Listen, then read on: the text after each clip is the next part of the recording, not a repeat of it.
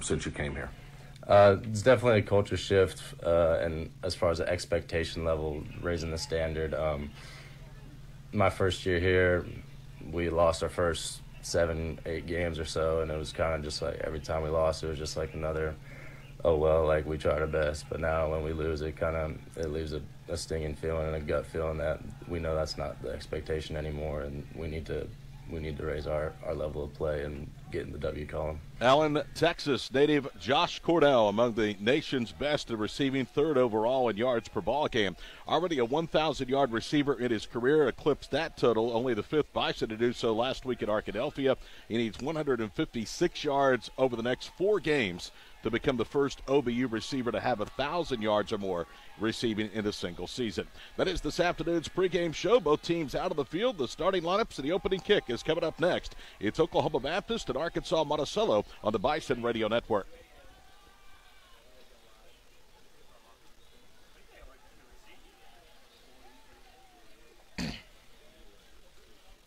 Hold on. UAM wins the toss. UAM wins in receiving. UAM wins in receiving.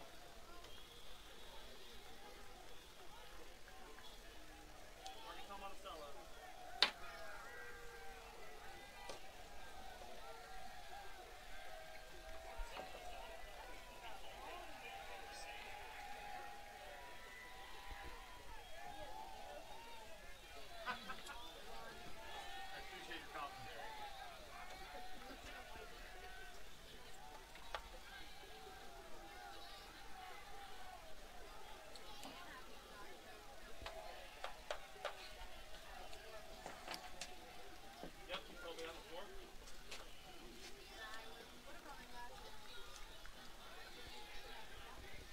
Did you get a hold of Jason? Yeah, he can't do it. Okay. He's got practice. No, he has practice. That's what he told me. Why would you not let your kids come over the game and then have practice?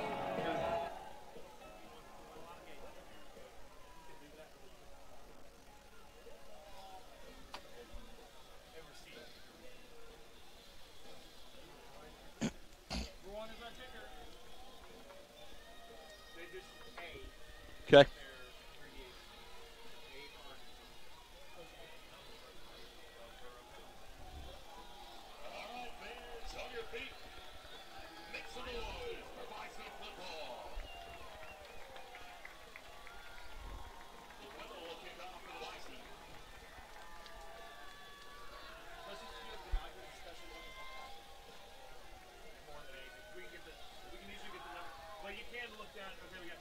Arkansas-Monticello has won. They want the football. They will go south to north, right to left across your radio dial with the visiting white and green tops over black bottoms, white helmets. OBU in the gray uniforms today with those much appreciated white numerals and lettering, and the green and white caps. Deep to receive for the Bull Weevils is Kendron Brunson, a junior wide receiver from Jonesboro, Arkansas. He's returned 1 kick this year for 26 yards, averaging on 4 returns, 7.5.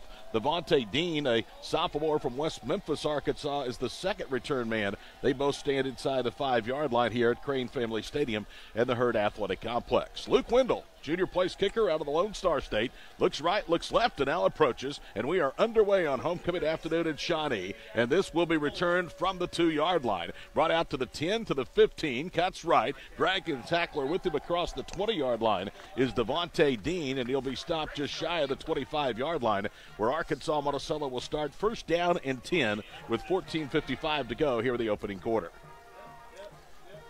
2 weeks ago, there was an Arkansas team that won the toss, decided that they would take the football rather than defer. We remember what happened. Let's see if the defense can finally force a punt. Demillion Brown is the quarterback, a true freshman from Luxora, Arkansas, and he has had a story to get to the starting quarterback role. Before they snap the football and hand it off to Devontae Dean, a flag is down, and Arkansas-Monticello is going to be called for illegal procedure. That is a rare mistake on the part of the Bull Weevils, who come in as the least penalized team in the conference. Only 32 flags en route to a 5-2 start. They only average a little less than 39 yards in penalties per ball game. So it'll be 1st and 15, back at the 20-yard line for UAM. Opening drive of the contest. Demillion Brown has taken over for Caleb Kennedy, who took over for Terry Bozeman to start the year. Handoff on 1st and 10 goes to Devontae Dean. He slipped in the backfield and is able to pick up about a yard running behind right guard Trevion Bass out to the 21-yard line. It'll bring up 2nd down and long. OBU in the last 2 weeks, it bears repeating, has not forced a 3-and-out, nor have they forced a punt from either Harding or Ouachita Baptist. That slip by the running back verified what Scotty told us from the sideline. It is really soggy. It was down there on the field before the game between the hash marks. That's where the ball rests. They hand it again off to Dean, coming left. Gets to the quarter. He has a block, 30, 1st down, 35, and he's out of bounds into the OBU end of the field at the 38-yard line. And here you go again, guys, letting the opponents out of 2nd and 3rd down and long. Well, in that case, I think we go back to the turf right there. The defense was moving. They couldn't get any. Nobody could get any traction. That should have been on a solid, warm day. That runner probably would have been chased down. Devontae Dean coming off a 100-yard rushing game and 3 scores with a long of 21 last week in the UAM home field victory over Southern Nazarene. Back to throw is Brown. Fakes the handoff, rolls right, dumps it off across the way, 40, 45, and tumbles across the 45 to the 47 is Keedren Brunson, a 5'9", 160-pound junior from Jonesboro, Arkansas, home of Arkansas State. Brunson gets his 9th catch of the season and picks up 9, 2nd and short. Tackle by Tyler King. And John is right on the previous play.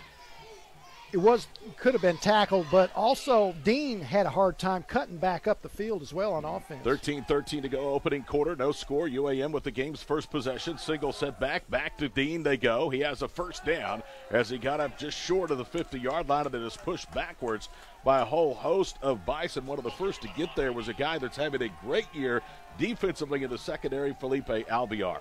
And Nick Boone, who's taken the place of Lane Martin, was right there at the head of the tackle. Lane Martin is out for the remainder of the season. Nick Boone, a 5'10", 205-pound freshman from Allen, Texas, made his first collegiate start last week at Ouachita Baptist. 1st down, number 2 for Arkansas-Monticello with their own 49. They fake the handoff. This time Brown will keep it running right. He gains a little bit of ground to the 46 of OBU, and then he is punched down on a hard tackle that time. And trying to see who it was. I think it was Trajan Lands that made the stop along with Felipe Alvear. Trajan Lands has been all over the field. He's been lined up on the right side of the defense, ran around left end early on the first play of the game, and came back and get on the tackle. Much different look for the Bull Weevils offensively as opposed to the last 4 with Cole Sears slinging it around the yard. Handoff on 2nd and short goes to Dean. Nothing doing between the tackles. He falls forward for a yard to the 45, and it's going to bring up 3rd down and 4 for UAM. Well, in the last 2 weeks, the defense has made us excited in these situations and hopeful, but we didn't have very much excitement after the snap. Let's see if it happens here. Pistol formation. UAM is not particularly good on 3rd downs. They were just 5 of 13 against Southern Nazarene last week. They're 7th in the conference at 38.5%. Now they're going to move the tailback, Devontae Dean, offset to the right of the quarterback, Brown. Twins both left and right, handoff up the middle, and Dean has a 1st down all the way down to the 37-yard line. They changed out of the play, guys, and boy, there was some great run blocking led by the center, Jacob Holland, and the left guard, Frank Jackson. Exactly, the center and the left guard took down Blake Riley, a pancake block, meaning that he was flat as a pancake on the ground. OBU's going to substitute as coming in along the defensive front is Seth Beecham, a 6'2", 314-pound redshirt freshman from Oklahoma City. And that depth, which was a strength along the defensive front to start the year, being tested with injuries. New tailback is Alex Day. They hand it off to him. He's in trouble. He was stood up initially by Josh Arnold, and then Arnold with some help pushes him back to the 39. That's a loss of 2 on Alex Day's 51st carry of the year. And that help came in the total of 4 other tacklers joining him. OBU defensively this year is dead last in the conference on 3rd down at 55%. The last 2 weeks, Ouachita and Harding are 14 of 17 on 3rd downs. 2nd and 12 of the 39 of OBU. They fake the handoff, fling it out left. Kendron Brunson with the reception. He is hit immediately and tackled hard just shy of the OBU 35-yard line. He took a shot that time from the corner, Tyler King, a freshman from Wowoka.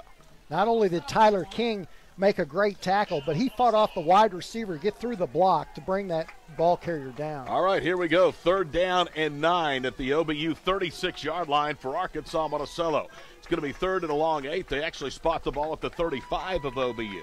This drive is exactly 5 minutes old, and UAM started back after an illegal procedure call at their own 20. They're upfield to the Bison 35-yard line. Motion man right, handoff straight ahead, goes to Logan Penn, who's out there now, and there's nowhere to go. Penn did not get to the 34. It's going to bring up 4th down and long, and a decision upcoming for 9th-year Bull Weevil head coach Hud Jackson. Nick Boone and Josh Arnold both up in the middle of that hole, along with strong game tackling. Well, that decision made a little bit easier. Scotty told us no wind down on in the pregame show, and there wasn't. There's just a little bit of a breeze now coming out of the north. Josh Marini is the punter and place kicker for the Bull Weevils. He comes out wearing number 19. This will be his 35th punt, averaging just over 34 in his prior 34 punts. Low snap, no pressure, high end-over-end kick. UAM has it surrounded inside the 10, takes a Weevil bounce, and is going to roll dead at the 5-yard line. On the net, not much, 29, but for Josh Marini, his 18th punt of the year to roll dead inside the opponent's 20-yard line. So not good starting field position for OBU, and here comes the matchup we've been looking for. The high-flying, high-scoring, high-throwing offense of OBU against the very stingy defense with 8 seniors among the starters for UAM. Yeah, when you see that number 1 in the league defensively and number 6 in the nation, and you see 8 seniors and 2 juniors, that tells you a lot of the story right there. Preston Hare is the quarterback, motions a man from right to left of the formation. From the 5, they hand it off to Isaiah Mallory, and he is cut down for a loss of 4 back to the 1-yard line. That front 4 of Young, Seidel, King, and Crosby just whipped the Bison at the point of attack. Pretty good front 4 and a slip on the handoff to Mallory. We're going to be saying it probably all afternoon.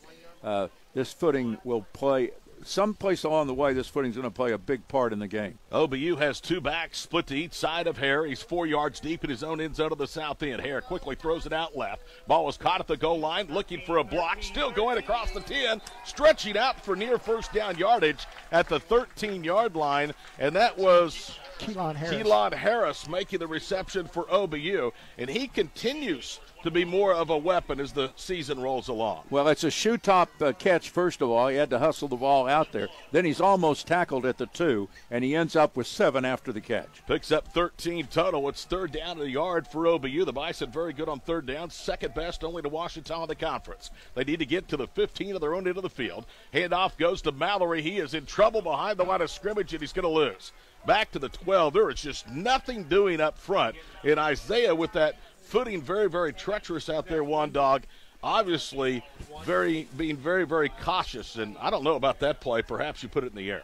Well, Eli Paul, the tight end, was in the backfield. That's usually when OBU breaks their big runs. He made a good job on 1 block, but there's 3 guys. He had to pick 1, and 2 got by.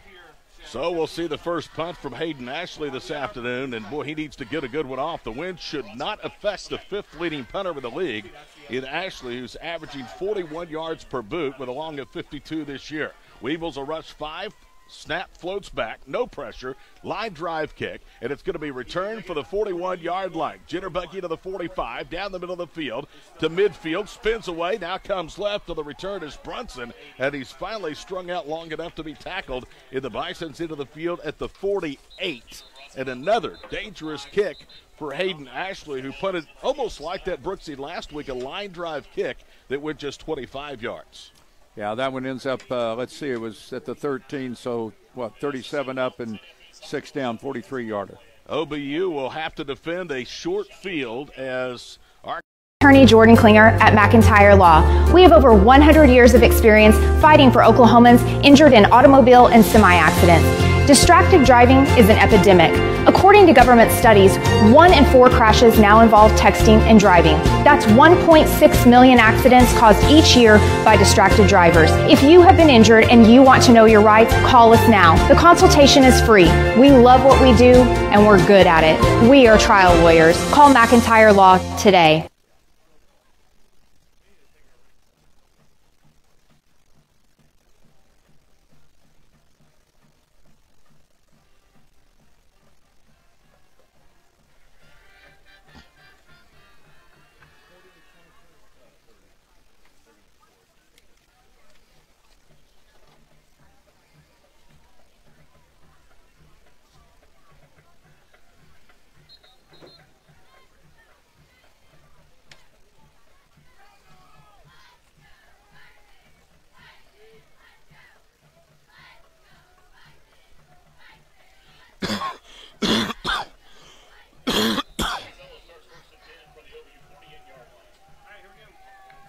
First down and 10 to the 48 of OBU. They fake the handoff, rolling left as Brown. He slipped and he's going to lose back into Weevils territory at the 49-yard line. OBU had very good pursuit to the football, and leading the charge again was Nick Boone, one dog who has been very, very active, and this is his second start of the year. The running back didn't want any part of Nick Boone, looking him right in the eyeballs, and he just took a dive right at the ground. Loss of 3 to the 49-yard line brings up second down and 13. And already we're seeing something that we've not seen really the last couple of weeks against Harding and Ouachita. OBU forcing the opponent into second and third down and long. Tight end left, fake handoff, back to throw as DeMillion Brown throws it into double coverage, and it's incomplete. And Eric Preston actually fell to the ground, but that ball was well overthrown by at least 10 or 12 yards. So second, or make that third down and 13 upcoming. Final Thursday night, Ouachita comes from 2 touchdowns down to win their 24th consecutive league game, 27-13 at Southern Nazarene. Henderson State and Southeastern, along with this game, kicking at 2 at 3 o'clock today. Southern Arkansas in Ada against East Central, 4 o'clock game. Harding at Northwestern, and at 5 it's Tech at Southwestern. Third down and 13, Bull Weevils at their own 49-yard line. They hand it off. Sweeping to right in as Devontae Dean now bounces half, gets to the 45 of OBU. Still dragging defenders with him, and he's all the way down to the 41 of Oklahoma Baptist. He's still going to be about 3 yards shy of the yards needed to gain. So a decision time here for Hud Jackson, or do you again play field position football with a sloppy track? Miles Russell had him for a loss back inside the 45. Then he got loose, looked like he was going down again, broke another tackle, and ended up close to that first down, and they're going to go for it. They're going to go for it with a ball just shy of OBU's 40-yard line. They need to get to the 38, so it's fourth down and a long 2. Double tight end look, gives straight ahead to Dean. First down as he got a good surge up front from Jacob Hall in the center of the right guard, Travion Bass. He's to the 36, needed a long 2, gets 5, and that is first down number 4 already for Arkansas-Monticello.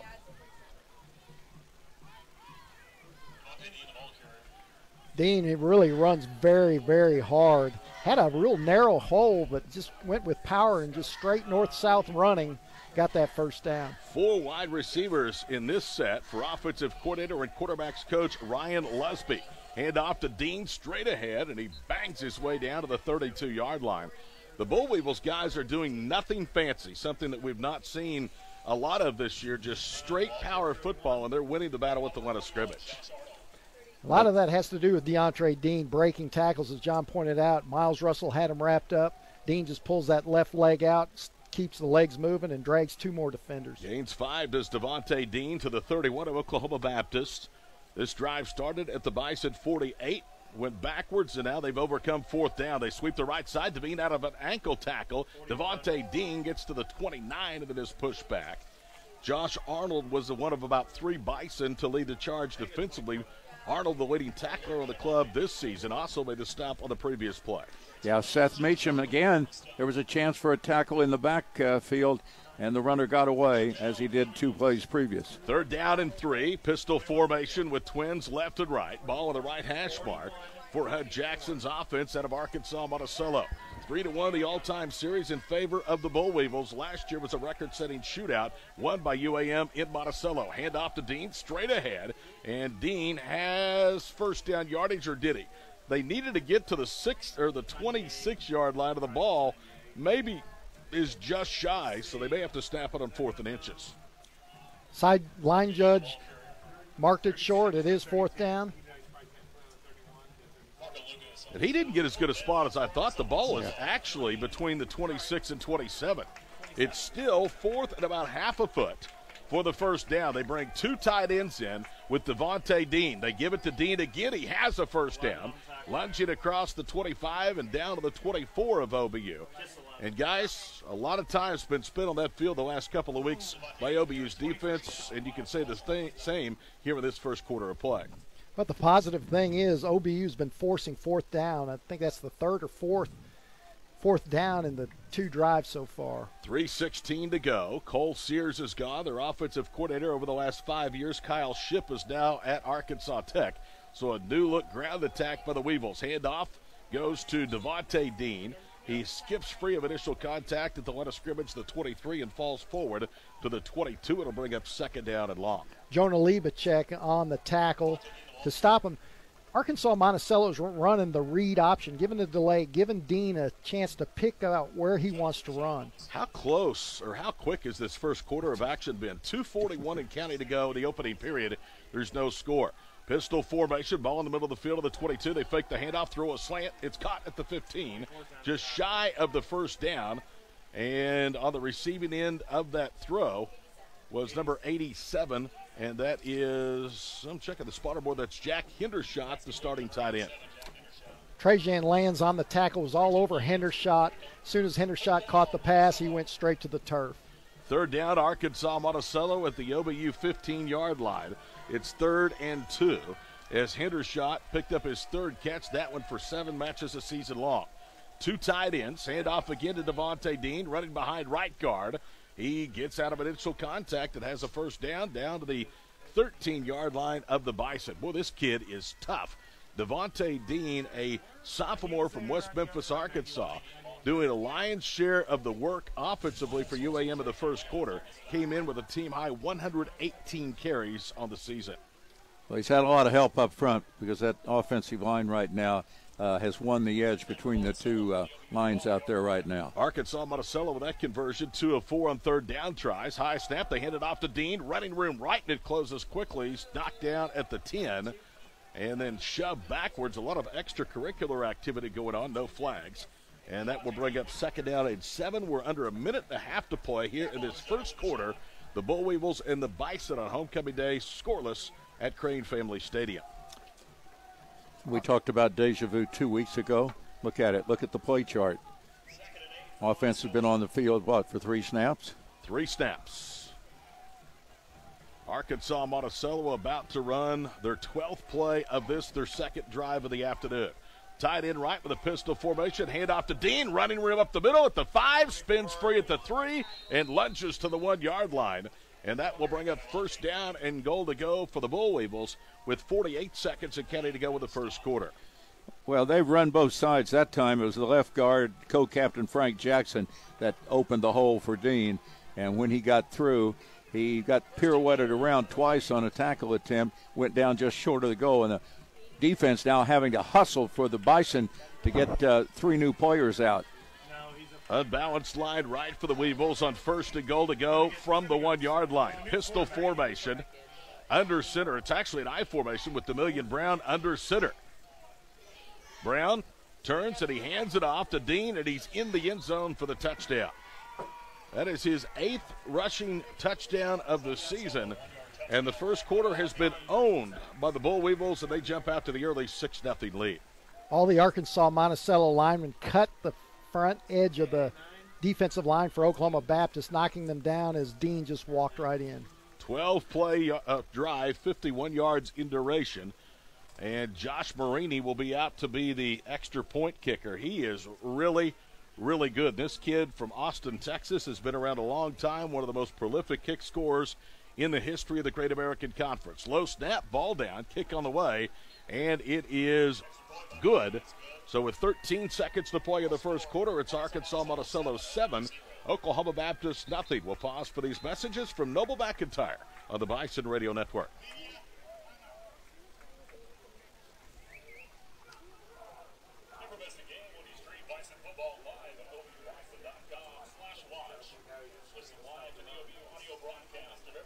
I'm attorney Jordan Klinger at McIntyre Law. When you place your trust in a behavioral or mental health facility, they have a responsibility to protect you and your loved ones. When abuse or neglect occurs, innocent patients are betrayed. They deserve help from lawyers who are trained to give them justice. If you or a loved one have been injured while a resident at a behavioral or mental health facility, call us now. The consultation is free. We love what we do, and we're good at it. We are trial lawyers. Call McIntyre Law today.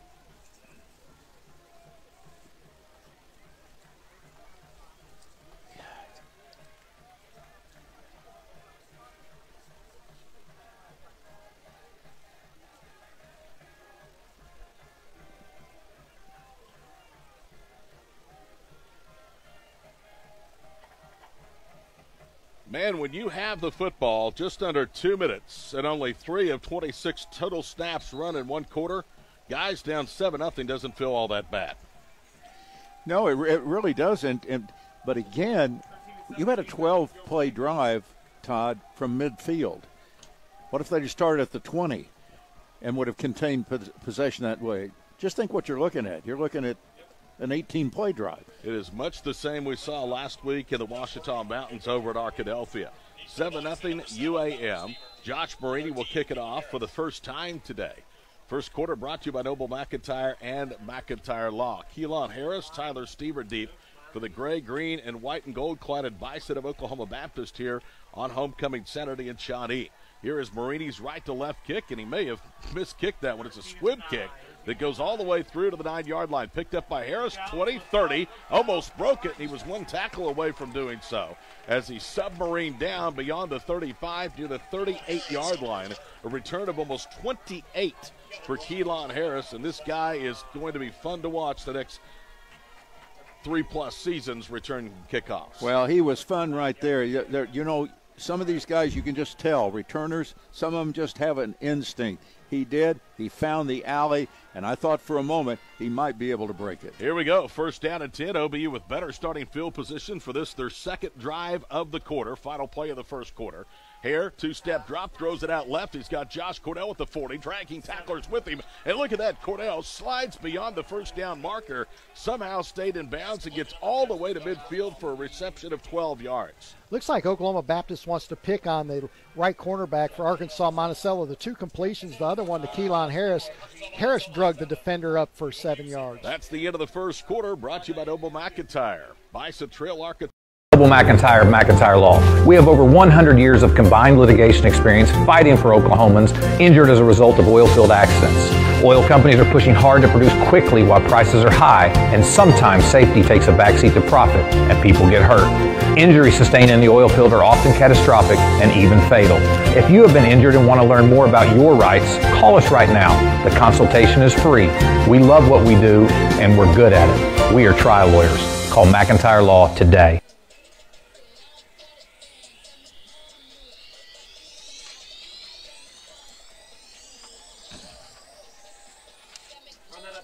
He's on the right, the Monticello guy. Thank you. Have fun.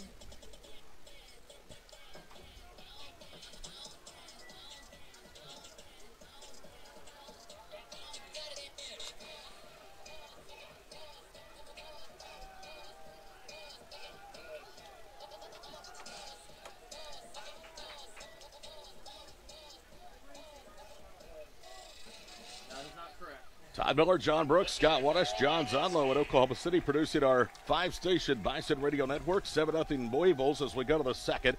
We'll switch ends. OBU now will move from right to left as they scrimmage from midfield after a 12-yard catch and run by Josh Cordell, his 76th career reception.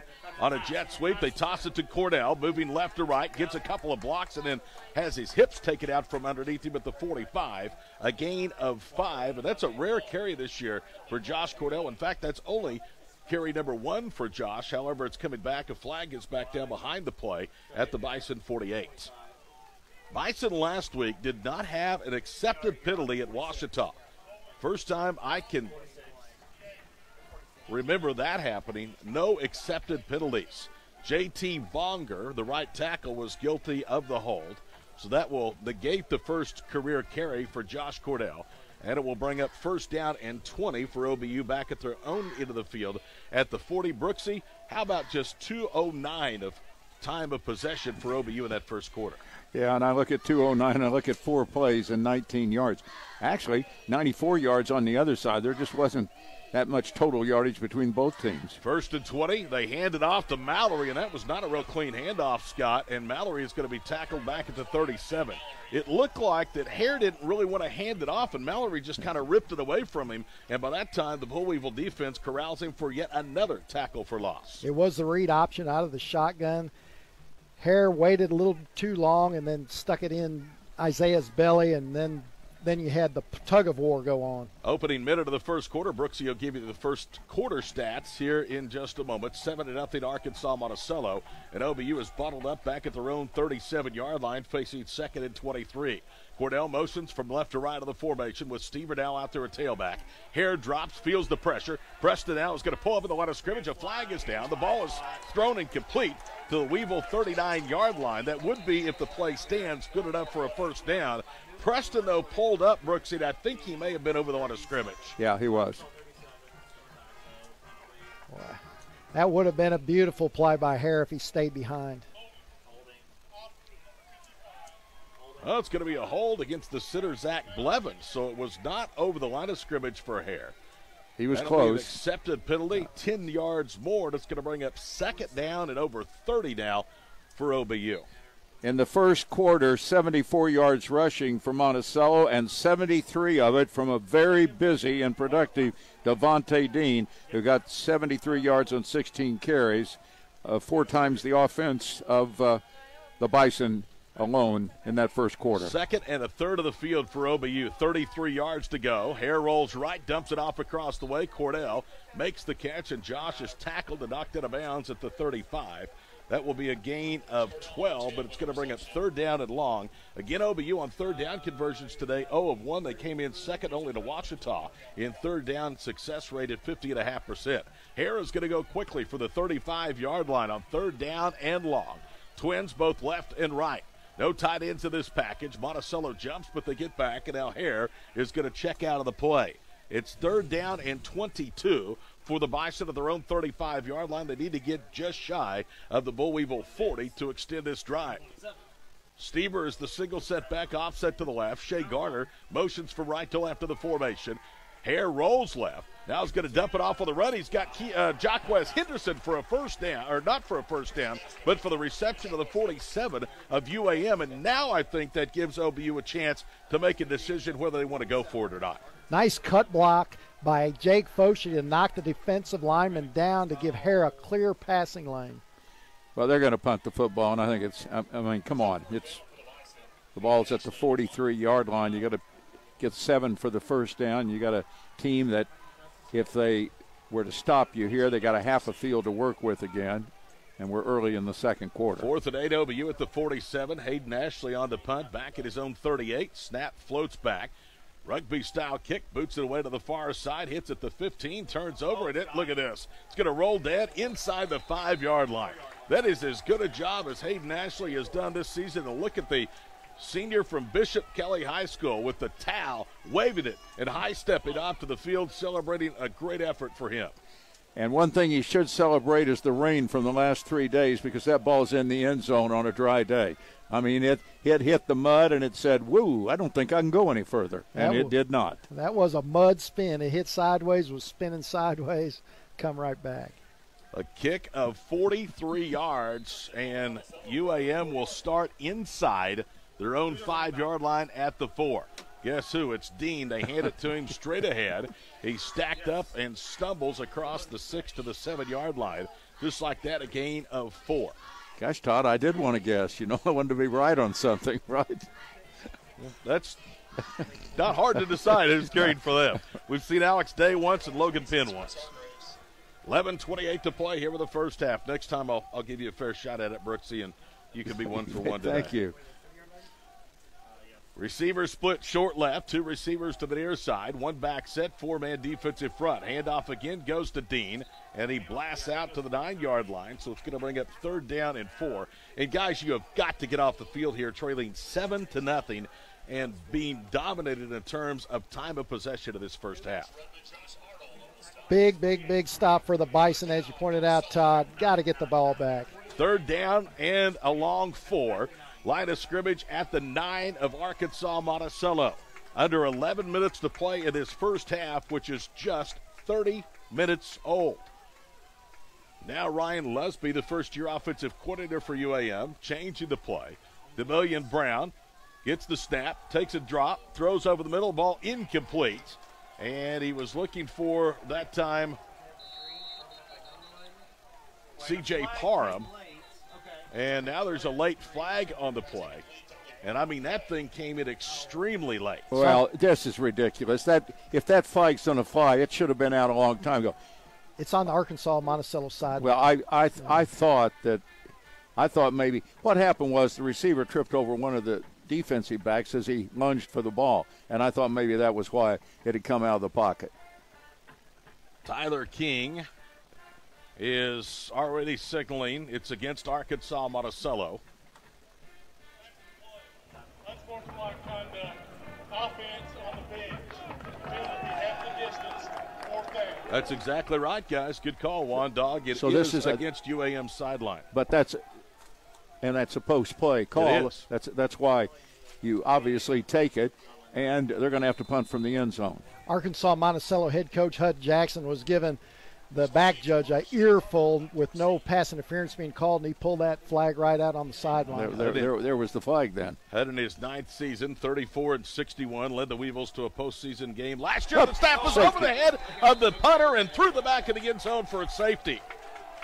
And that could have been part of a mud ball, too. That could have been a slick ball right through the punter's hands. That sailed way over the head of Josh Marini, who was 8 yards deep in the end zone, coming back from Chase Crosby, the long snapper.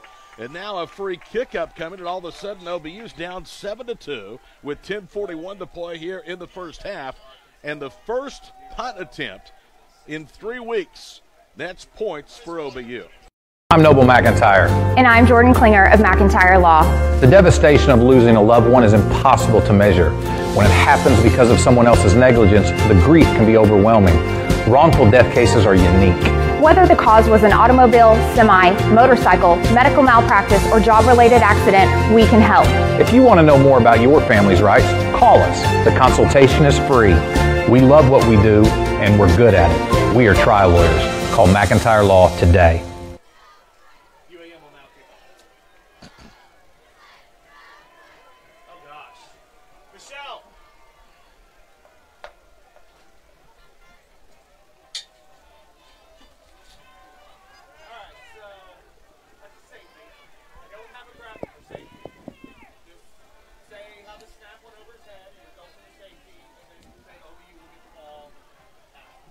Before the free kick from Arkansas-Monticello, congratulations to cross-country coach Matt Kennedy and Oklahoma Baptist today. The women win their 3rd consecutive cross-country league championship, while the guys today surprised the 12-team field, and they are Great American Conference champions as well. Soccer falls at home 4-3 to Ouachita. OBU volleyball has beaten Arkansas Tech to finish a 2-0 week. That game completed just a few minutes ago next door at the Noble Complex. Speaking of the Noble Complex, we have basketball. Halloween night, 7 o'clock, exhibition game. Longtime NAI rivals OBU and OCU. 7 o'clock, get out and support Jason Akers Club. Remember, this kick is from the 20, not the 35. Marini set it up at the 35 at the first try. And he kicks it away to the far side. That's going to sail out of bounds. And you know what? OBU's going to start this drive at the 35. And all of a sudden, the Bison, who have done very little from an offensive standpoint, guys, have a ton of momentum down just 7-2. I'd make them re-kick it from the 20 or from the 15. 10:41 to play here in the first half. 7-2. OBU showed a little bit of life offensively, and it will be actually at the 50-yard line, not the 35. And that's right, because when it goes out of bounds from the 35, it goes to the 20 or 35. Yeah. So OBU will start this possession at midfield. Best field position of this, their 3rd drive of the afternoon. Stever out there, offset to the right of Preston Harry. Slaps his hand, snap comes back. Throw out left is caught by Jaquez Henderson, 40, and he's inside the 40, down to the 36-yard line of Arkansas-Monticello. Man, it's good to see Jaquez Henderson continuing to have success.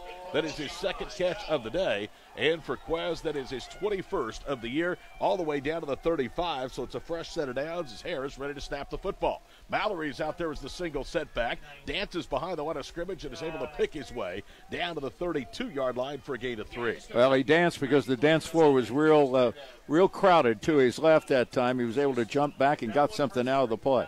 Next play will take us under 10 minutes to go in the first half. Arkansas-Monticello with a game's only score, leading 7-2. OBU's defense, after a 43-yard punt, by Hayden Ashley pinned the Bull Weevils inside their own 5, and an unsportsmanlike conduct penalty ended up resulting in a safety when Crosby snapped the ball over the punter's head and threw the back of the north end zone. 2nd and 7 of the 32 of UAM. Direct snap back. They hand it again to Mallory, trying to get outside left, trying to stiff arm a tackler, gets out of an ankle tackle, then stumbles towards first down yardage at the 25-yard line.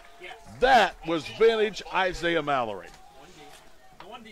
Justin Legler, the defensive back, got a stiff arm from Mallory right in the chest, and Mallory kept his legs moving, pushed the defensive back to get that first down. He needed 7. That's exactly what he got it on his longest run of the afternoon.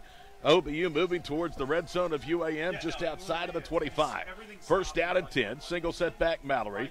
Garner motions for right to left. Here comes the pressure. Hare fields it. He'll move right. Throws across the way, and the ball is juggled and then caught for a first down inside the 15 to the 14-yard line. And out of the backfield, it was Isaiah Mallory making that reception. And Tyler Stever coming in. Line of scrimmage is at the 14, so he got 11. And the Bison, among the conference best, in fact, 5th best in the league, inside the red zone, have it at the 14. Stever, the single setback. Free play as they jumped. Hare will throw it towards the right back corner of the end zone. It's up for grabs and caught. No, he dropped it on the way down. It was Noah McGraw. Jonathan Scott, the corner, was the one that came out of there saying he had broken up the play. And that is the 28th pass breakup of the year for Arkansas-Monticello. McGraw did his best to pull that jump ball that he always comes up with. I said a free play. UAM jumped, but there wasn't a hanky on the field, so it's 2nd down and 10 at the 14. Stever offset to the left of Hare. Preston a 1-yard drop, looking left. Now moving right, has time. Throws it towards the right back corner of the end zone. It's underthrown and knocked away by the intended target, and that is Noah McGraw, who had to turn into a defensive player to prevent an interception. Yeah, without question, he was a defensive player because that ball is going to be intercepted. That was not a good choice or decision by Preston.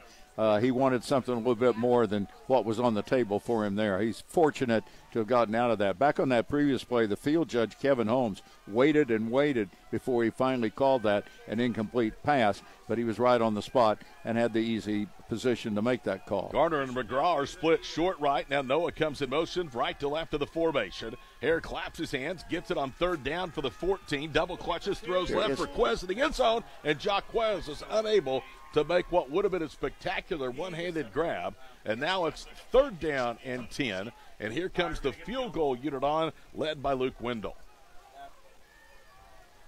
Now, this is something I watched pretty closely down on the field before the ball game, and that is the footing. Luke's socks were just drenched when he was out there going through warm-up drills. They'll put it down at the 22, so it's a 32-yard field goal for Luke Wendell. In his career, he is 7 of 13 on three-point tries, 1 of 3 this season. From the right hash, the hold from Hayden Ashley. Everything's perfect. The approach, the kick, got plenty of distance, and it is good. So it's 7-5, bottom of the 7th inning, Game 3 of the World Series. Yeah, exactly. 2-run homer and a 3-run homer, and Bison are right back in it. 8:23 to go in the first half. Your new score, UAM 7, Oklahoma Baptist 5, second quarter. Brought to you by the Huneberg Auto Group on the Bison Network. Attorney Noble McIntyre Law. We have over 100 years of combined litigation experience fighting for Oklahomans injured by medical malpractice and medical devices. These injuries are caused by medical products including defective hip implants, hernia mesh and breast implants, and IVC filters, as well as drugs such as valsartan, Xarelto, and Xeljanz. If you have been injured and want to learn more about your rights, call us right now. The consultation is free. We love what we do, and we're good at it. We are trial lawyers. Call McIntyre Law today. Bison fans, don't forget you can show your OBU spirit and rep Carip with officially licensed Bison apparel from shopobubison.com. Shopobubison.com is the official online store of OBU Athletics and the only place online to buy OBU apparel, accessories, gifts, and much more with purchases benefiting OBU Athletics. I don't know about you, but if you're Hud Jackson, that's a win for his defense. Best offense in the conference. Point blank, yeah. First and 10 at the 14 after starting to drive at midfield, and you hold them to just 3. That looked like a timing play for Jaquez Henderson as Preston Hare on 3rd and 10 rolled to the right, pulled the defense to the right, then meandered a little back to the left, and really threw the ball in a spot on the flag pattern. Henderson didn't get there in time, but as Todd pointed out, Henderson did get one hand on it, but it was a pretty good pass by Hare. Luke Wendell will kick it off. It will be Brunson and Dean again to receive the kick, and why not Dean? He's done everything else. Maybe even drove the bus into the stadium today. Here's the right-to-left kick. This one hangs up. It's a short attempt. On the run, return for the 13 to the 15, running right to the 20, and then struggles to the 25-yard line. And that's where the run and return will end. And I believe it was Logan Penn on the return for Arkansas-Monticello. 7-5 Bull Weevils with 8:17 to go here in the first quarter. That's only the 7th kickoff return of the year for Logan Penn, a junior from Hazen, Arkansas. And he got it because that wind picked up again from the north. Now, you know, it's not a big gusting wind. It's not overwhelming. But it did pick up just enough when the approach for the kick came, and that little 10-mile-per-hour breeze kept the ball out of the end zone. He was able to return it from the 11. 1st and 10 at the 26-yard line. Hand off to Dean, running left. OBU has him this time, but they're going to spin him down for no gain. Boy, Devontae Dean, 16 carries in the first quarter. 4 quarters be 64 totes in the game. If you keep that pace up, they just feed the monster there in Arkansas-Monticello. Anthony Correa and Eric Preston were into the stop. 2nd down and 10 for OBU. We're under 8 minutes to play here in the first half already, and it's 7-5. Handoff again to Dean, running right. Stiff arms a tackler and tiptoes his way out of bounds into the Bison bench. Short of the first down near the 40 or 32-yard line. They need to get to the 36, so it's going to be 3rd down and about 5 now for the Bull Weevils. Nice seal block by the right side of the line for the Bull Weevils as Dean got outside, but Trajan Lands came full speed to slow that play down. Hey, can I brag on you, One Dog, for just a moment? First of all, I love having you back in the booth, but, man, you did a great job at Remington calling the races last week. Here we go, 3rd and 5 of the 30. Rolling left is Brown. Receiver wide open, and he overthrew him. It was C.J. Parham. And I mean, Parham didn't have a defender within 6 or 8 yards of him. And OBU just got a huge break right there as the Bull Weevils are going to have to punt the football away in a 7-5 game with 7:18 to play in the first half. Brooksy, you can't believe what you just saw. Well, I'm shaking my head, but then again, we see it time after time. You expect the ball to be on the ground. You expect it. And that time, I mean, the receiver was 10 yards away from anybody close. Josh Barini back to punt for a 3rd time. He's punted once. The other was a safety over his head with the snap. His first punt went for 29, no pressure, and Marini boots a tight spiral down the middle of the field. Garner waves his hands for a fair catch, and OBU will start shy of the 25-yard line. This will be their 4th offensive drive of the first half, and a chance to take their first lead, trailing 7-5 with 7:10 to go here in the first half. A good punt, though. 48 yards for the senior from Austin, Josh Barini. Boy, as John pointed out, you feed the monster. DeAndre Dean carrying the ball. Quarterback, beautiful play-action pass, turns his back to the linebackers. They didn't know where. They thought the ball was going to Dean again. Pulls back 10 yards behind the secondary. That's all on the quarterback with a poor throw. 2nd down or 1st down and 10 for Hare and Company at their own 24. One back set, 2 receivers left and right. They hand it off now to Reuben Thompson, or check that. That's Isaiah Mallory, and he gets a yard that his helmet comes tumbling off and is picked up by Jake Foshee, the left tackle. On the stop for UAM was Jonathan Scott. Slow developing play for a fast offense. Hurt the Bison on that play. Even though there wasn't much yardage, so I'll say this.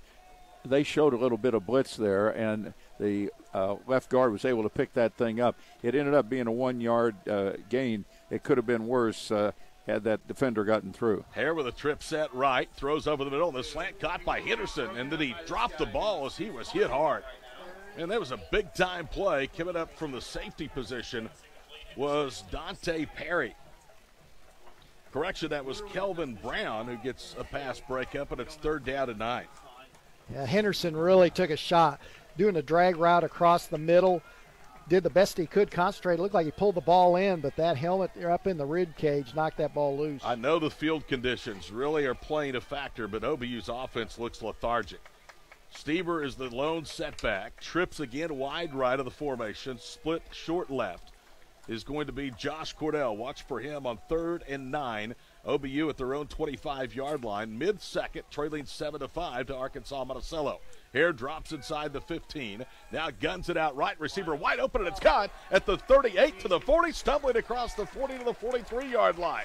And it was Noah McGraw that makes the reception, and OBU gets a refresher of the down marker and a huge 3rd down conversion. Great route by Noah McGraw. Noah McGraw running full speed up the right sideline, puts the brakes on. The defensive back keeps going 7 yards wide open. Same formation, although the trips are split short right. Wide left is Josh Cordell. Hare back to throw. Hare rolling right, dumps it off. Ball is caught again, and that is Noah McGraw at midfield. He turns inside to the 48 of Arkansas-Monticello. It's going to be a gain of about 8. 2nd and short, and that was all Preston Hare, the magic man, improvising right there. Yeah, he had three receivers, 2 deep on the far side, 1 on the near, and he held McGraw back, and McGraw was perfect for just a little spin around hook pattern. Took it and was down at the 50. Sets up a nice play here at 2nd down and about 4. They said Noah stepped out at midfield and not the 48 as I call it, so it's a gain of 6, 2nd and 4. And the clock rolling with 5.5 minutes to go in the first half. 7-5 Monticello. Handoff goes to Stever. Runs around the defender. Has a first down. Down the boundary 40. Cuts left 35-30. Stever out of an ankle tackle and then stumbles out of bounds inside the Bull Weevil 30-yard line. This, Scott Wanish, is exactly what you were talking about in the pregame show.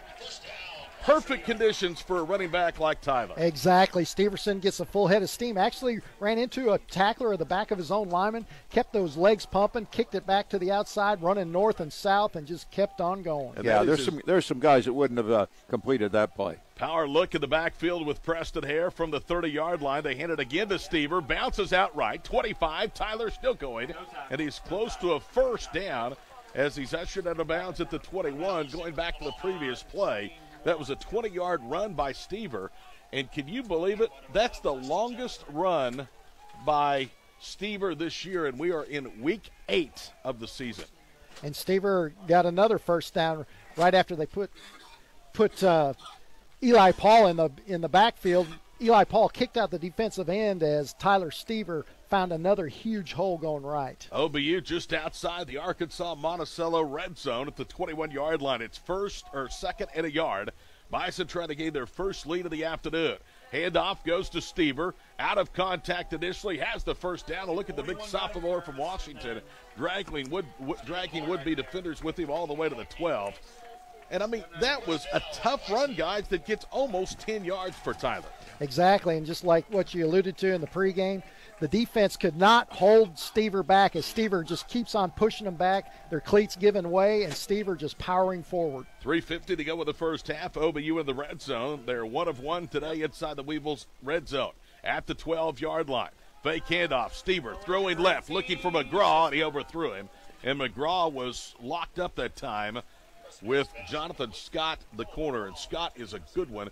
8 pass breakups, 1.5 tackles for loss, 25 total tackles, and a pick this season for the Bull Weevils. Again, they have 7 different players among their 8 interceptions this year, recording at least 1 interception.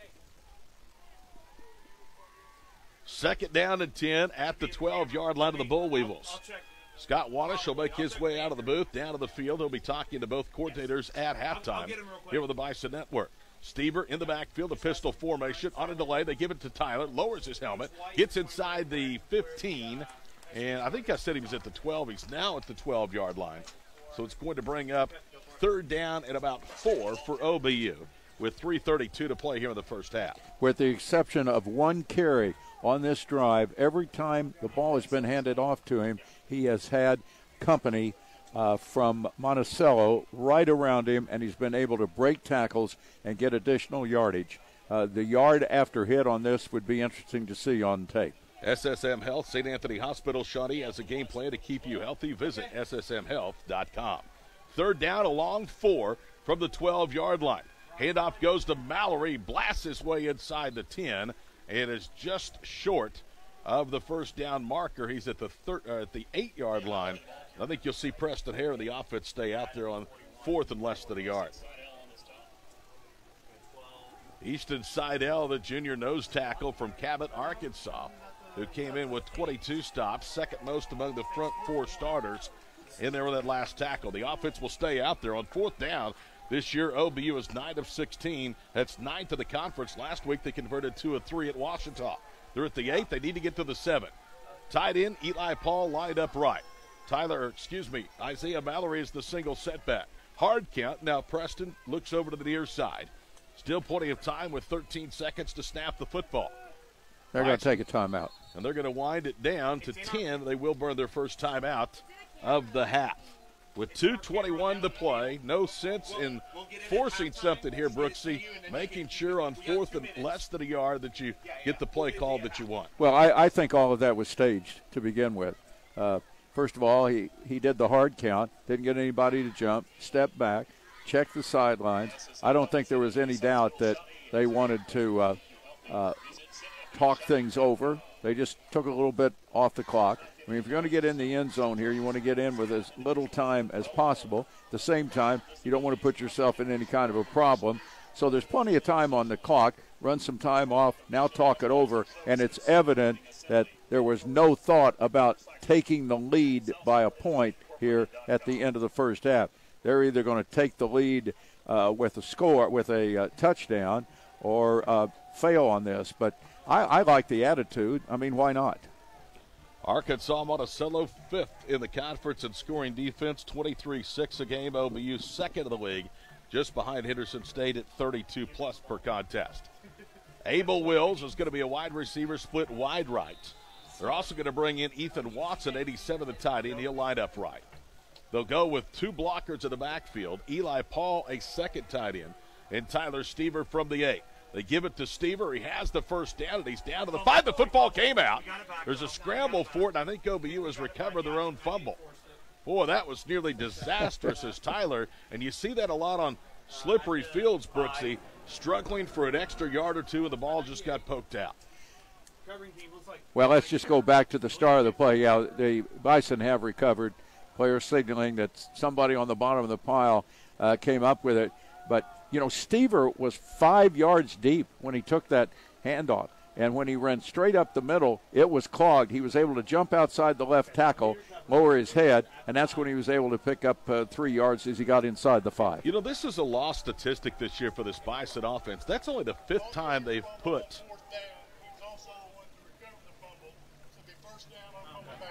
There you go. Tyler Stever recovered his own fumble, and it will be at the 4-yard line. That's only the 5th time this year the Bison have put the ball on the rug this year. Yeah. And they've only lost 2 of their first 4. They fumble fewer than almost anybody in the country. Forget the Great American Conference. Mallory on 1st and goal to go for the 4. Moves from the right to the left of Preston Hare. 2 receivers split both ways. Here comes the pressure. Hare stands tall. Floats it out for Cordell, and he just overthrew him. In the back left corner of the end zone, Josh, with those long arms, just barely had the ball graze his fingertips. Preston went back so badly because he had time, and then I think maybe he felt like there was a little pressure, and then he saw him, and he was wide open, and the rainbow was waiting there for him. He just got a little too much oomph on it. Bison football brought to you by P&K Equipment. Stop by and see any of their 18 locations today in Oklahoma and Arkansas and find out why around here John Deere starts with P&K. 2nd and goal to go, Oklahoma Baptist at the UAM 4-yard line. Hare hands it off. No, he'll keep it. He walks in for the touchdown. They had the entire flow of the play, Brooksy, moving to the left. Yeah. They faked the handoff to Mallory, and UAM bit. And I'm going to tell you, that was a 4-yard run that could have gone for 20. No, you're wrong. But I like your call, but you were wrong on that. It could have gone for 40. It would have gone a long way, right. I figured you were going to say it was going to go for 21 just to be obstinate. No, it would have gone for 40. Here's Luke Wendell on for the point after try for Preston Hare. That is his 6th rushing touchdown of the year. And Luke Wendell, who has a field goal, adds an extra point to his total. And Luke Wendell with 5 points today, or make that 4, has a school record 114 kick scoring points in his column. You know, those holders sometimes don't get credit. That time that snap came in, deep into the belly of Hayden, and he was able to move to his right, field it, turn, get the ball down, kept the laces on the side they were supposed to be. Wendell completed it. Nice play there by the holder on that one. I got to tell you, I don't think a lot of us here would have thought, with 1:49 to play here in the opening half, that OBU was going to be in front 12-7 based on the first 15 minutes of play time. You know, you look at Arkansas-Monticello's schedule, Brooksy, they have not played a lot of the better offenses. They still have to play Henderson State and Southern Arkansas and OBU today. But their defense has impressed me to this point. Yeah, I have. Yeah. So the Bison finally get on the board with a touchdown. Preston Hare's 4-yard run. And you were talking about Hayden Ashley. He has saved several extra points this year. You might remember a couple of snaps during that 66 consecutive extra point streak registered by Luke Wendell earlier this season. From the end of last year to the middle of this year, should I say. Here is Luke to kick it away, and it's a sky kick to the far side. That's going to go out of bounds at the 23. So it'll be first down and 10 for Arkansas-Monticello. That offense now comes out for the first time, trailing 12-7 with 1:49 to play here in the first half. Well, the defense has been called upon to do some things here, and after that first quarter, they've been able to make some things happen. Now they have a chance to say thank you to the offense and keep the visitors, the Weevils, on their side of midfield here in the final minute 49. First and 10 for DeMillion Brown and the Bull Weevil offense at their own 35-yard line. Brown swings it out left. Ball caught behind the line of scrimmage, and it's a short gain out to the 38-yard line. It was C.J. Parham, the junior wide receiver from Camden, Arkansas, that hauls it in for just a 2-yard gain. C.J. Parham with the reception. Landis Colton on the stop. Landis Colton made that last stop. Second down and 8. Back to the they fake the handoff. They throw it out deep left, and it's incomplete. Good coverage that time. That was Tyler King that had really good coverage on the intended target. He helped use the boundary to be his to his benefit there. Yeah, he did. Yeah, sometimes we talk about those plays and there's nobody around. No, that was a good shadow job that time. Ball was thrown well too. It was just a little tad too far for the receiver. DeMillion Brown did not play in the first 4 UAM games. Since then, he's taken over the starting job. A freshman. 3rd and 8 of the 37 with Day in the backfield. They fake the handoff. Now they'll swing it in the backfield to Jawan Davis, who's in trouble. That's not Davis, but Kedron Brunson, and Brunson is going to be stopped well short of the first down. Hit out of bounds at the 38-yard line. That's actually a run as the ball was thrown behind the line of scrimmage. So that offensive series nets 3 yards. It's going to bring up 4th down and 7, and we'll see Josh Marini on the punt. And how about that? Look at that. They start the drive with 1:49 to go. OBU doesn't use a timeout, Brooksy, and there's 1:18 to go before half. Yeah, OBU's going to have 2 timeouts. Actually, the Weevils had all 3 of their timeouts, but OBU's going to get the ball and have 2 timeouts to work with. Marini juggles the snap, and Wills almost blocked the punt. Marini gets a good bounce at the 20. It's scooped up by Shea Garner, and then he stumbles at the 15, and that's where he's going to go down. Kind of a dangerous decision right there by the junior from Skytook, Shea Garner. OBU will start inside their 20 with 1:06 to play in the first half, leading 12-7. I've seen Shea Garner throughout the first half of this season, time after time, when he might have been able to pick one up, play it very, very conservative, not do anything. That time he went to the other side, didn't he? Other side of the spectrum. That was a dangerous move. The risk was not worth the reward. I knew exactly where you're going with that comment from the minute you hit your on button on the microphone. Mallory's in the backfield with Preston Hare. He claps his hands, drops inside the 10, throws it out left. Jaquez Henderson to the 25.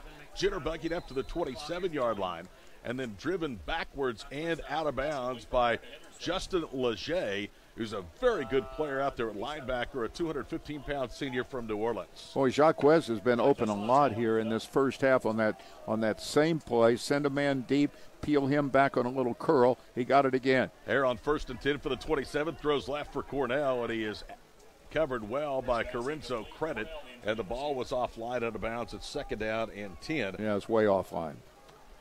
Jaquez Henderson on that previous play gets 11, and OBU has some breathing room to work with. with 44 seconds to play in the first half. They started this drive back at their own 16. 4-man defensive front from Arkansas-Monticello. They motion Mallory, and Brandon Young came across the line of scrimmage. I mean, he was 4 yards deep into the backfield before they were able to blow the play dead. Offside, defense, number 10. In the neutral zone, it's 40 snap. 5-yard penalty. Second and 5 now at the 32-yard line. You just heard Ron Standrich, our referee, say it was indeed on Brandon Young. 44 seconds to play in the first half, 12-7 OBU. Cornell split short left of the slot, 3 receivers wide right. Now they're going to motion Noah McGraw to the near side.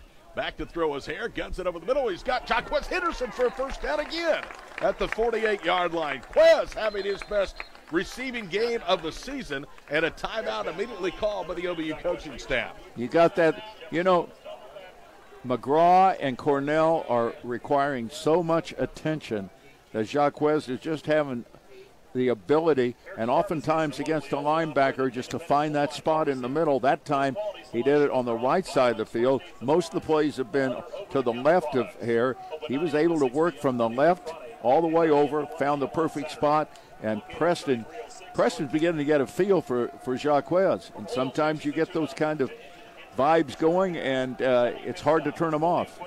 17 yards for Quez, who has 2 double-digit receptions on this drive for OBU that started back at the 16. Quez for the season, 19 catches for 150 yards, and again, he has 2 double-digit catches on this drive. His longest reception of the year was for 20. Shea Garner now belatedly hustling into the lineup for the Bison. 4 receptions now for Jaquez, and a total of 63 yards. Very good day for the senior. Glad to see him enjoying success here with his final homecoming on Bison Hill. Mallory in the backfield, left of Hare. 2 receivers left and right. They'll motion a man. That is Josh Cornell to the near. That's actually Noah McGraw to the near side. Pocket holds. Now Hare is going to pull it down and run. Gets out of an ankle tackle down the far boundary. It is out of bounds at the 40-yard line. That's enough for a first down, and Preston able to conserve time by getting out of bounds. Yep, clock goes down to 31 seconds, but again, they've used one of their 2 timeouts. They still have a timeout in the pocket. Ball at the 40, probably realistically. Well, the wind's died back down again. You get down to around the 15, I think you get a chance, to kick a field goal here late. A long run of 11 for Hare. On first down, guns it over the middle. The ball caught, a diving reception inside the 20-yard line. Noah McGraw is also having a big day today in his final homecoming game. He catches that one to the 16, a gain of 24. Swan City. Hare will go under center and spikes the football with 21 seconds to go here in the first half. Did he not look like a swan? I mean, flying through the air. Swan City for McGraw. Boy, what a nice catch. He knew his only chance to get that was to go into swan mode, and he did. Hold it down. Noah is a special athlete. I'm telling you, he is something else. 2nd and 10 at the 16. OBU 2 of 2 inside the red zone today. They empty the backfield. Mallory motions to the near side. Hare is under duress. Now he's going to keep it a run. 10. Preston the 5. Takes a hit and stumbles into the end zone for the touchdown. Holy cow, Brooksy, you want to talk about a game changing on a dime. UAM took over with 1:49 to play in the first half. With all 3 timeouts. With 3 timeouts. Their drive on 3 incompleted passes nets 43 seconds of lost time. And then Hare leads the offense down the field, 84 yards for a touchdown. It's a 2-score game now for OBU. However, there may be a flag at the end of the play. Here's Ron Sandridge. Rifle play, unsportsmanlike conduct, defense on the bench. It'll be on the kick. It was unsportsmanlike conduct called against UAM. I did not hear who it was called against, but it is against the Bull Weevils.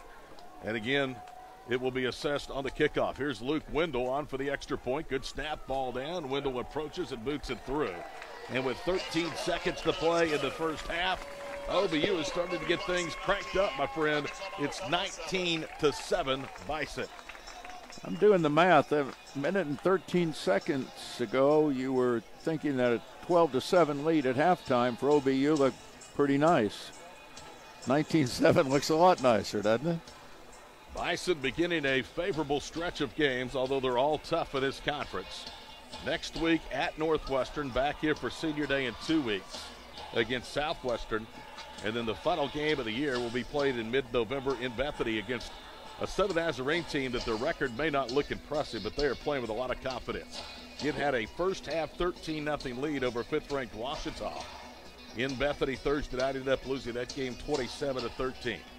If they did lines in Division II, this game might have been an even, maybe even Monticello might have been a slight 2-point favorite. The last 3 games of the season, Bison are going to be the favorite in the game. They got to take care of business each week, but what they've done here in this first half is going to be a pretty nice icing on the cake if they do it at the end of the year. The icing started right here. Luke Wendell puts this one easily towards the back of the end zone of the north end, kick it out from midfield. And Dean will take a knee with 13 seconds to play in the first half.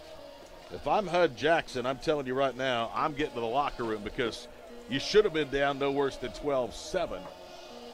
And OBU goes 84 yards in 7 plays and now leads 19-7 heading into intermission. Scotty will have a nice little visit with Coach, won't he? Yes, he will. Logan Penn is out there as the tailback. They fake the handoff, back to throw is Brown. Pocket holds, throws it left, receiver wide open. Brunson, and he dropped the ball at the 41-yard line. Yeah, he had the first down and more at the 42, wanted to run with it, and forgot to tuck it underneath. And actually, if he makes that catch and gets out of bounds, 6 seconds left on the clock had probably been down to 5 or 4. They might have had a chance to heave it the length of the field on the final play. Now they're looking at 75 yards from the other end zone. 2nd and 10. Bull Weevils at their own 25. Fake handoff, running right. Brown, 30, out of a tackle, 35. First down, 43-yard line. And then he's finally tackled from behind on what will be the final play of the first half. 19-7. OBU at the break over visiting Arkansas-Monticello. Let's go downstairs. Scott Wanish with offensive coordinator Greg Gothard. Coach, at the end of the half, just over a minute left, you got to be happy with that quick 2-minute offense to get that last touchdown. Yes, sir. And, of course, Coach Brown doing a good job. Coach Monet doing a good job up top, making, we just had a little rough early start. And for us, unfortunately, we're trying to get out of that. Defense, great job, Coach Morris. Give us opportunities to settle in. Get a good job as well. Athletes, we got to play athletes on that. We're able to get the ball to them. So, big gutsy call on 4th down. How about Norman Draw getting open, sending the defense back behind him, cutting back, you got wide open on the middle and on the sideline. Yes, sir. And no doubt, senior savvy, they're going to press for a while. So, bless to have those guys, protection is there for us. It's still a long game, but we're proud to be where we're at right now. And with the wet field conditions, that Tyler Staver kind of pushing those guys, the north-south runner, pushing that defense back. Yeah, it's probably a little more conducive to Tyler. Around, he just needs to take care of the football. And, I think Isaiah's running the ball hard as well. But, Tyler's kind of a mutter. His mutter was a mutter, too. No, that's a bad joke. Exactly. Thanks, Coach. This is Scott Wanish on the field.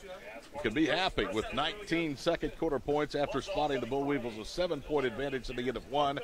19-7 Oklahoma Baptist on homecoming Saturday in Shawnee. Preston Hare, incidentally, is thrown for 154 yards. I point that out because this is the conference best pass defense at 130 per game and 6th best nationally. And that, again, was after a slow start from the 4th-year junior quarterback from Texas. 19-7 at the break. We're back with the recap in just a moment on the Bison Radio Network. Candidates for this year's Harvest Court were voted on this week by the student body and are honored here today. The 2019 nominees for most servant-like male are Dawson Alley, a biblical studies major from Anadarko, Oklahoma. And don't forget, we get the ball. Misael Gonzalez, a biblical and theological studies major from Office, Oklahoma. And Caleb Newton, secondary education and social studies major from Claremore. 2019 nominees for most servant-like female are Alyssa Alvarado, forensic psychology major from Fort Worth, Texas. Jillian Murphy, nursing major from Frisco, Texas. And Taylor Seacat, a family and community service major from Tulsa. 2019 nominees for best all-around male: Ryan Fisher, sports and recreation management major from Oklahoma City. David Gonzalez, a pastoral ministry major from Roy City, Texas. And Hudson Payne, mathematics and physics major from Midlothian, Texas.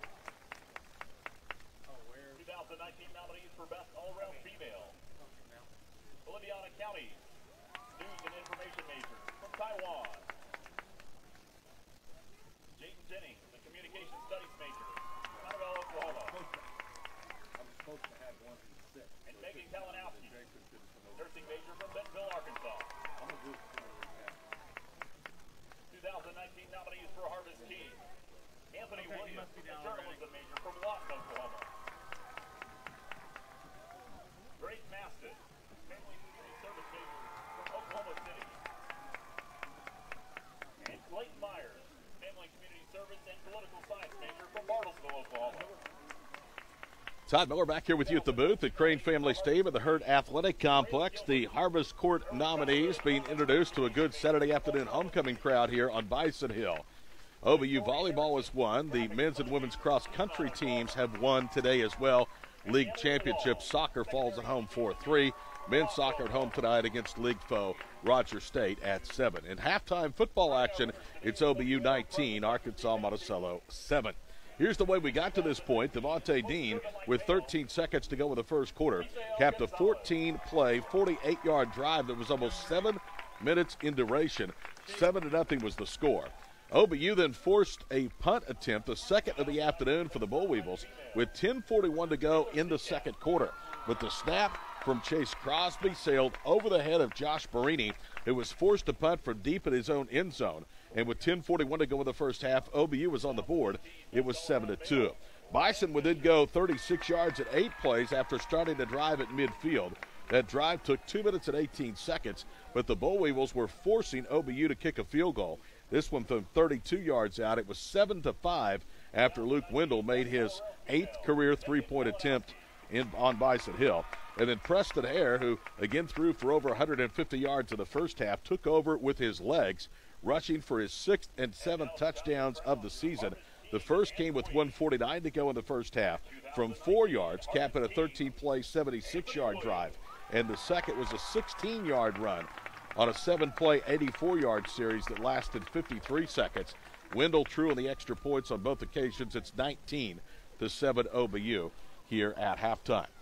Preston Hare, incidentally, now with 7 rushing touchdowns, has moved into a share for the tie of the lead in rushing touchdowns this season, joining Tyler Stever for the league lead on the team in that category. Get at the break, Oklahoma Baptist 19, Arkansas-Monticello 7. Brooksy's back with the first half numbers in just a moment on the Bison Radio Network.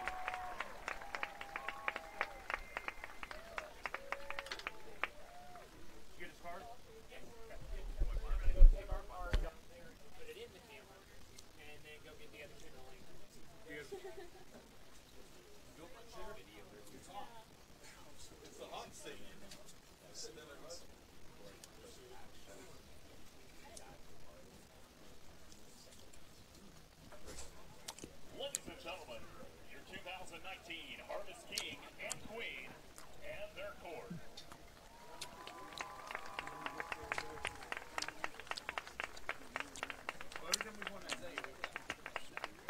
Scores.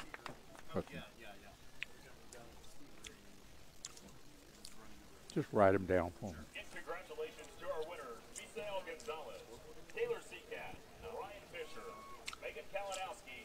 Well, this doesn't have an update because Southeastern's terrible. Hold on. Let's see if they have it on there.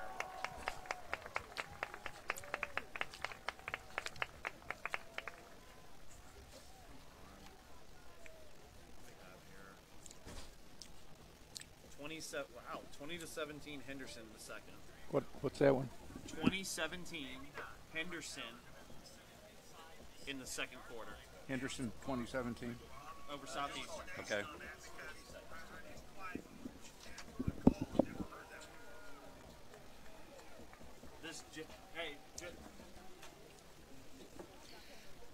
John Brooks back, our halftime visit. Let's take a look statistically at what's going on. We'll look around the Great American Conference a little bit later on our halftime show and see what's taking place with some of the other games. Well, when you think of the first quarter and the problems of the first quarter for Oklahoma Baptist throughout this season, and Todd and I documented it, talked about it on the pregame show, it's phenomenal to think that you have a team that right now is looking like it could be 4-4 at the 8-game mark, and yet has scored only 14 points in 8 games in the first quarter.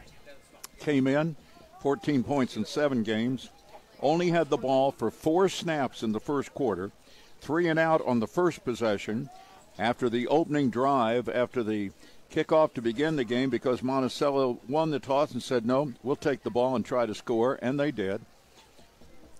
Had a 7-0 lead.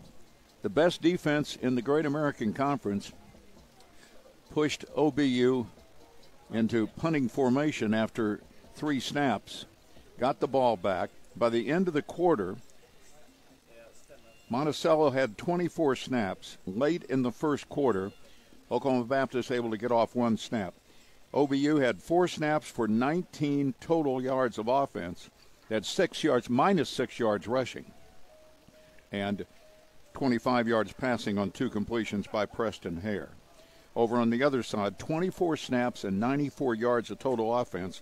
Devontae Dean had 16 carries for 73 yards, all but 1 yard of the rushing offense in the first quarter for Arkansas-Monticello. But oh my goodness, what a difference the second quarter made. Not only on the scoreboard for OBU, but in shutting down Devontae Dean. Actually, he had only 2 carries in that second quarter, and he had 4 yards on the 2 carries. So he's 18 carries for 77 yards. The game turns, as Todd said, and gave you the scoring recap here before the break. And the 19 points are put on the board, and the visitors from Monticello are goose-egged. And along the way, look at the difference in the statistics. Outgained 94-19 in the first quarter. Arkansas-Monticello had a total of 26 yards of offense on 12 snaps in the second quarter, and OBU had 30 snaps for a total of 214 yards. Tyler Stever, 5 carries for 42 yards. Preston Hare has 3 carries for 31, and 2 of those carries have resulted in touchdown runs, his longest 16, and his second longest 15. Passing, Hare 11 of 19 for 154 yards. Again, as Todd pointed out, this is the number 1 passing defense in the Great American Conference, Arkansas-Monticello, giving up only 130 yards a game, and Preston Hare lights them up for 154 in the first half alone. And a name that we've heard sporadically here this season. He's had brief little moments. He had 4 catches. Jaquez Henderson, 63 yards.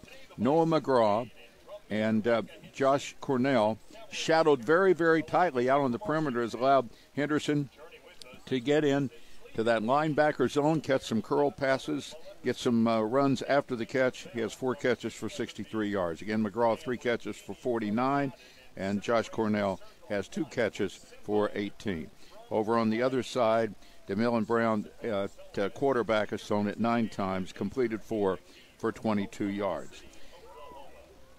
A game that, as you look at the first quarter, you have to think, quite frankly, that you got a little bit of gifting on the other side from Arkansas-Monticello, just from strategy and coaching and everything else. There seemed to be some times where some decisions were made that ended up being more in favor of Oklahoma Baptist than the Bull Wheels from Monticello.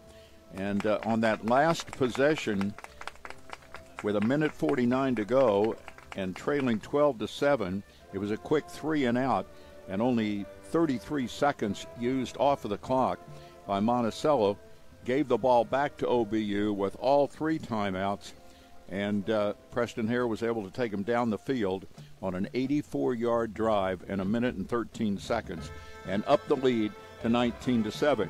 A wild and different half, certainly, with the first points of the game on a safety for OBU, then a field goal that had cut it to 7-5 before they get on the board for a couple more scores in the second quarter. So another slow start, but the momentum picks up. We'll see if it carries on into the second half. One good news for another good point for OBU, the fact that they are going to get the ball having kicked off to start the game. Back in a moment, our halftime show continues on the Hill. It's OBU 19, Arkansas-Monticello 7. You're listening to the Oklahoma Baptist University Football Network. That's the only other score. Those are the only 2. This is Southern Arkansas at ECU. Yep. This is at Southeastern. Yeah, and this is half now. This is now half, okay. What's tonight? Where's your sheet that's got today's games on it? Here, I can give it to you. We got Harding Northwestern at 4. At Northwestern? In Owley, yep. They're all in Oklahoma today. Okay, at 4, okay. And then Arkansas Tech and SWASU at 5. Southwestern, okay. And that's at 4? 5. Or at 5, okay. And the Thursday score, Ouachita won 27? 13. 27 to 13 at SNU, okay. Yeah, okay.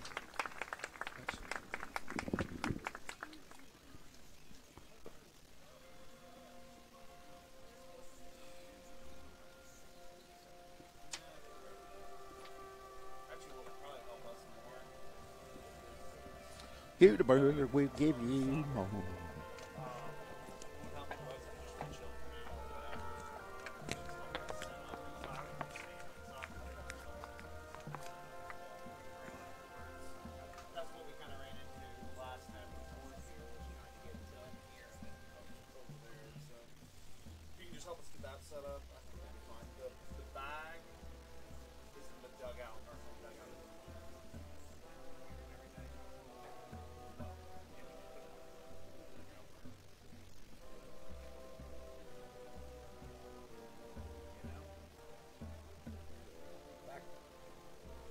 Back on Bison Hill. Welcome back, everybody. Our halftime show. John Brooks, along with Todd Miller, Scott Wani. Scott will be on the field with a quick interview with the defensive side for OBU. And that's going to be an interesting visit because after giving up that touchdown on the opening drive, OBU, which had not forced a punt in 2 consecutive games, finally was able to force a couple in that second quarter. And the defense coming up with some big plays, giving the offense a chance to finally get in gear in the second quarter and put this halftime scoreboard looking in favor of the OBU side, 19-7. Let's take another look at the Great American Conference scoreboard. Thursday night, a rare Thursday night game, Ouachita Baptist, 5th in the nation and unbeaten, wins their 24th consecutive game in the Great American on the road at Southern Nazarene, 27-13. And in that game, there might have been a little bit of thinking, well, this trip's an easy trip over to Bethany, Oklahoma, because they were actually down in that game 13-0. Ouachita Baptist comes back to win it 27-13. That was on Thursday. Later this afternoon, Harding is at Northwestern. That's at 4 p.m. And Arkansas Tech is at Southwestern State. That'll be at 5 p.m. There are 2 games underway. One is at halftime in Durant. Southeastern is trailing Henderson State 20-17.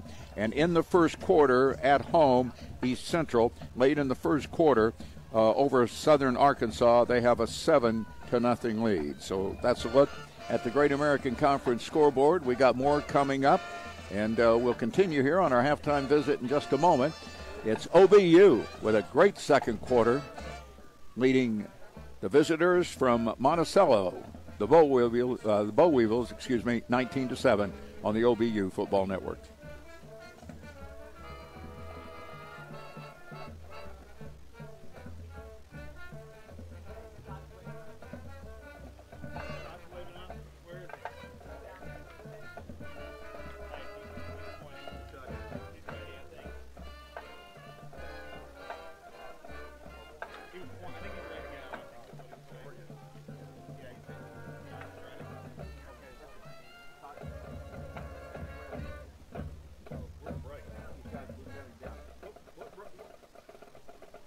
Tucker wheel. Third right here. This one? Yeah.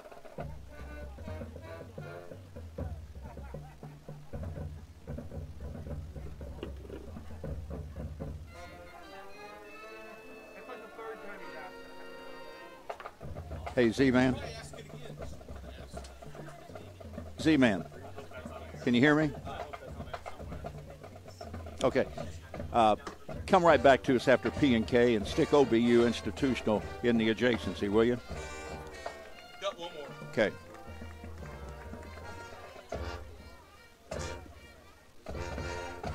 We're okay.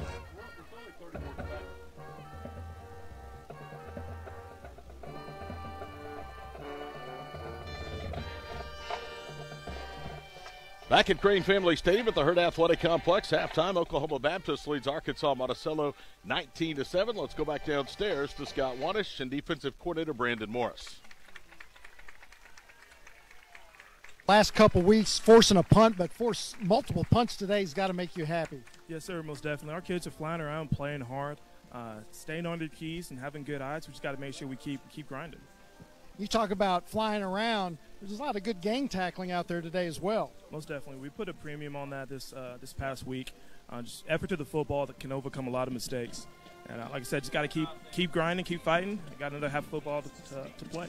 And Devontae Dean, really good running back for Arkansas-Monticello. What are the plans to contain him in the second half? Just give him some different looks, change some gaps and change who's taking the running back and who's the quarterback player, try and keep them off their game a little bit. Again, just got to keep. Thank you. All right, Scotty, thanks a lot. And, Coach, thanks. He's got to be a lot happier right now than he was a week ago. That is for certain. And sometimes when you get a question about multiple punts, you go, what? 3 punts? You can't even make it mathematically because 3 times 0 0. But there had been no punts that the defense had forced on the opposition the last 2 weeks. So forcing 3 punts in that first half, a statistic normally you don't talk about, but in this scenario, something to point out. We got the second half coming up in just a moment. Stay tuned at the end of 2 quarters of play with 2 to go. Trying to even the record at 4-4. The Bison with a 19-7 lead here at home on homecoming over Arkansas-Monticello. Back in a moment on the OBU Football Network.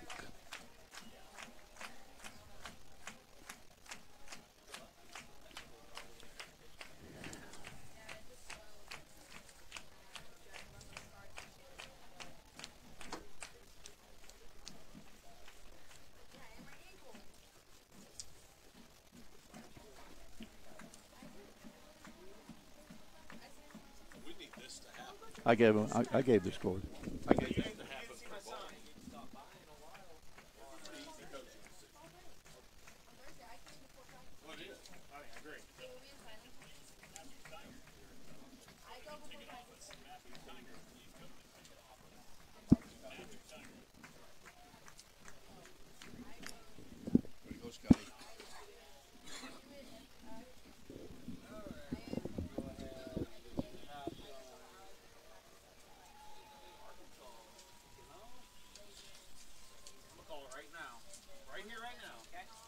Watch the onside pin.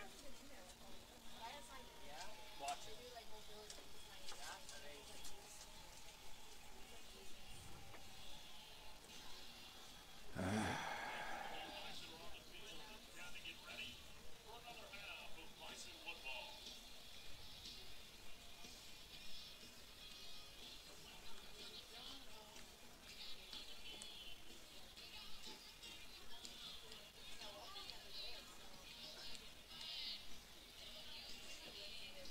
Thrice is nice.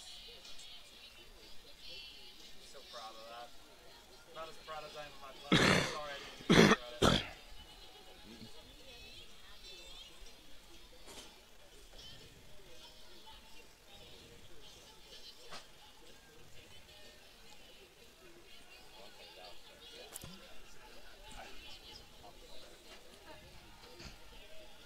Proud of you.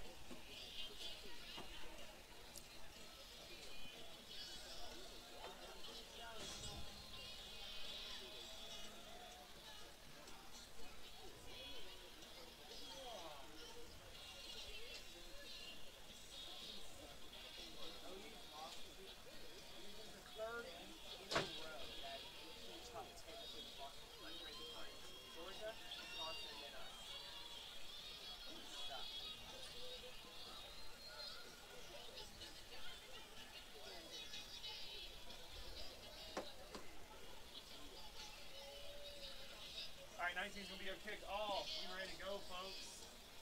13 and 7. Keep in mind, Arkansas-Monticello won. They wanted the football, so OBU with a real strong surge in that second quarter, outscoring UAM 19-0, takes a 12-point lead to the locker room at halftime, and the Bison will get the football. OBU 3-3 all time since the reboot on homecoming day. They've currently won 2 straight. Last year outlasting Northwestern here in Shawnee 38-31, and 2 years ago holding off Southwestern 28-24. UAM, though, 9-2, and their last 11 October games since 2017. They've won 11 of their last 13 of that category as well. Marini to kick it off. It'll be returned inside the 10, near the 7, out to the 15, to the 20, and wrestled down at the 22 or 23-yard line. Elon Harris was the one that was the return man for OBU.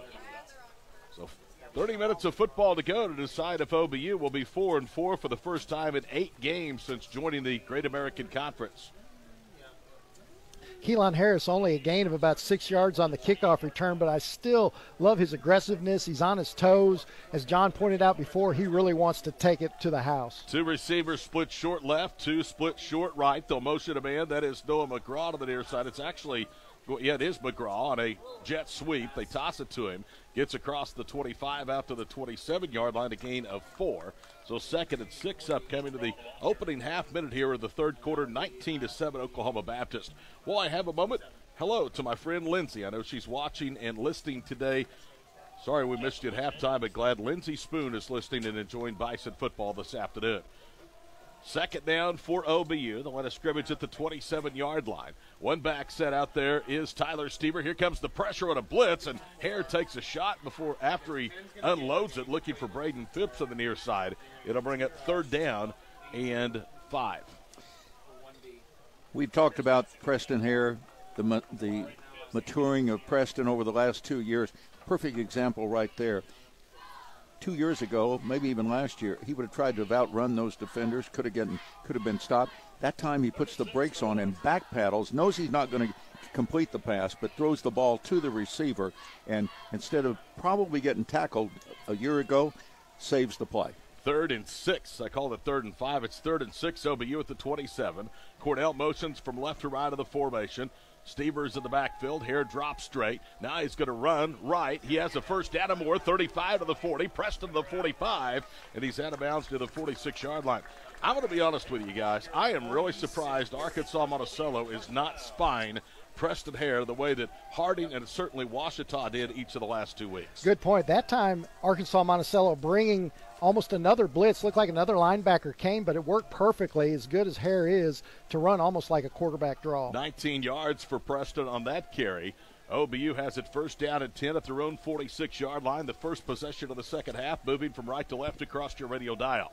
3 receivers, 2 wide lefts. In the slot to the far side is Cordell. The give goes straight ahead to Stever, and Stever tiptoes his way for a couple, running between the tackles out to the 48-yard line. OBU against a decent run defense in the first half, 15 carries for 79 yards. Stever gets 2. Guys, I think that's the key. There's a sign here in the booth that says, feed Stever, and I couldn't agree more. There was nothing there for Stever. It was just his powerful thighs just falling forward to get 2 yards. I think James Hill may have written that down. Boy, he's a brilliant guy, isn't he? 2nd and 8 at the 48-yard line. I'm sure he stayed up for weeks studying that game plan. Twins left and right. Hare quickly throws it out, and the ball's batted down, incomplete at the line of scrimmage. And I think it was C.J. Everett, 93, that came on a blitz that got that big left paw up in the air and knocked the ball away, so it's going to bring up 3rd and long for OBU. Bison in the first half on 3rd down conversions were just 1 of 5. Everett got in Preston Hare's kitchen, so to speak, and he had nowhere to go with the ball. Stever in the backfield on 3rd and 8 for the 48-yard line. Big play both ways here in a 19-7 game in favor of Oklahoma Baptist with under 13 minutes to play here in the third quarter. Hare checks out of the play, looks to the Brain Trust and Greg Gothard to the near side. Play coming in from next door, and Brayley Brown, the first-year play caller for OBU. Hare drops, throws it out right. The receiver was wide open. He had to make a diving catch at the 46-yard line, and that prevented Noah McGraw from getting a first down. I think C.J. Everett got a fingertip on that one, too. The ball changed directory right over his head. Are they saying that McGraw did not catch it? Now they're saying it's an incompleted pass, and we'll see Hayden Ashley on to punt. And this is an Ashley specialty right here. This is right in his wheelhouse, a chance to pin Arkansas-Monticello deep in their own end of the field. There was no question about the goal. The ball was juggled, hit the turf. So it's it's fourth down, and Preston Hare will punt. Preston, 2 punts for an average of 45 in the first half. Bad snap. It's off of his hands. Circles back to get it. Takes a step right. Boots it. And an end-over-end kick that hits at the 34. Look at that. It's going to take a Bison bounce and go out of bounds inside the 30-yard line. Boy, that was nearly disastrous, but a big-time athletic play right there from Hayden Ashley. It won't help his net punting, but boy, OBU got a break right there. Let's see. They marked it as a 30. It's going to be a McIntyre Law. I know firsthand the devastation asbestos exposure can cause. My father-in-law was diagnosed with mesothelioma in 2013 and passed away shortly thereafter. Asbestos companies hid the dangers of their products, valuing profit over people. We work with an entire team that is dedicated only to asbestos claims. If you or a loved one has been injured and want to know more about your rights, call us. The consultation is free. We love what we do, and we're good at it. We are trial lawyers. Call McIntyre Law today. Got kickoff amazingly. They're actually going to put it down at the 29-yard line, so that's where Arkansas-Monticello will start their first possession of the second half. OBU 19, UAM 7 next year. These two play in Monticello. OBU has never won in Weevil's territory. UAM has split their 2 prior visits here to Crane Family Stadium and the Herd Athletic Complex. I'm thinking back, Todd, Caleb Stewart. Has he put one over the head of anybody this year? I'm not sure. I don't think so. He has. Just for the first time. Well, no, obviously he just did. I didn't think.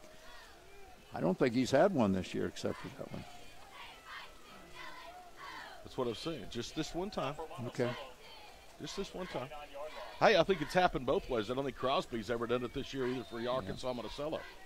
Resulted in 2 points for the Bison. Yeah. Here we go. First down and 10 at the 29-yard line. Draw play for DeMillion Brown. And, boy, he ran right into Elijah Tomlin, who punishes him right at the 34-yard line, a gain of 5. But DeMillion Brown, your quarterback, took a big hit on that one. You know, I know that it's getting a little drier out there, but there's still a lot of wetness, and they're not changing balls on every snap, which might have something to do with it, too. 12-17 to go, third quarter. Inside handoff goes to Dean. They had him behind the line of scrimmage. Now he's free. 40, 50, right side 40 to the 35, pointing for a blocker. He's out of bounds at the 32-yard line of OBU. Instead of a 2 or 3 yard loss, that turns into a huge gain for Devontae Dean, who has now put Arkansas-Monticello over 100 rushing yards for the day. Because Torian Smith got through, as you said, for the two-yard loss, had his paws on him. Doesn't even have to take him to the turf. If he just grabs his shirt, just holds him up a little bit. 34 yards, back to the ground game with Devontae Dean. This time OBU corrals him, but again he squirts free inside the 25 to the 20. And that's where he's finally dropped. They had him corralled again, guys, and he got out of traffic. There were 2 Bison in the backfield waiting to get the ball carrier to the ground. Yeah, this is the Devontae Dean from the first quarter, not the Devontae Dean from the second quarter when he had 4 yards on 2 snaps. 12 yards on that run to the 20, so they're in the red zone. And before they snap the football, we get a flag, and it's going to be a false start called against the Bull Weevils. Here's Ron Standridge, our referee. He'll tell you who it was that moved for the Bull Weevils. Before the snap, false start. Offense number 52, 5-yard penalty, remains first down.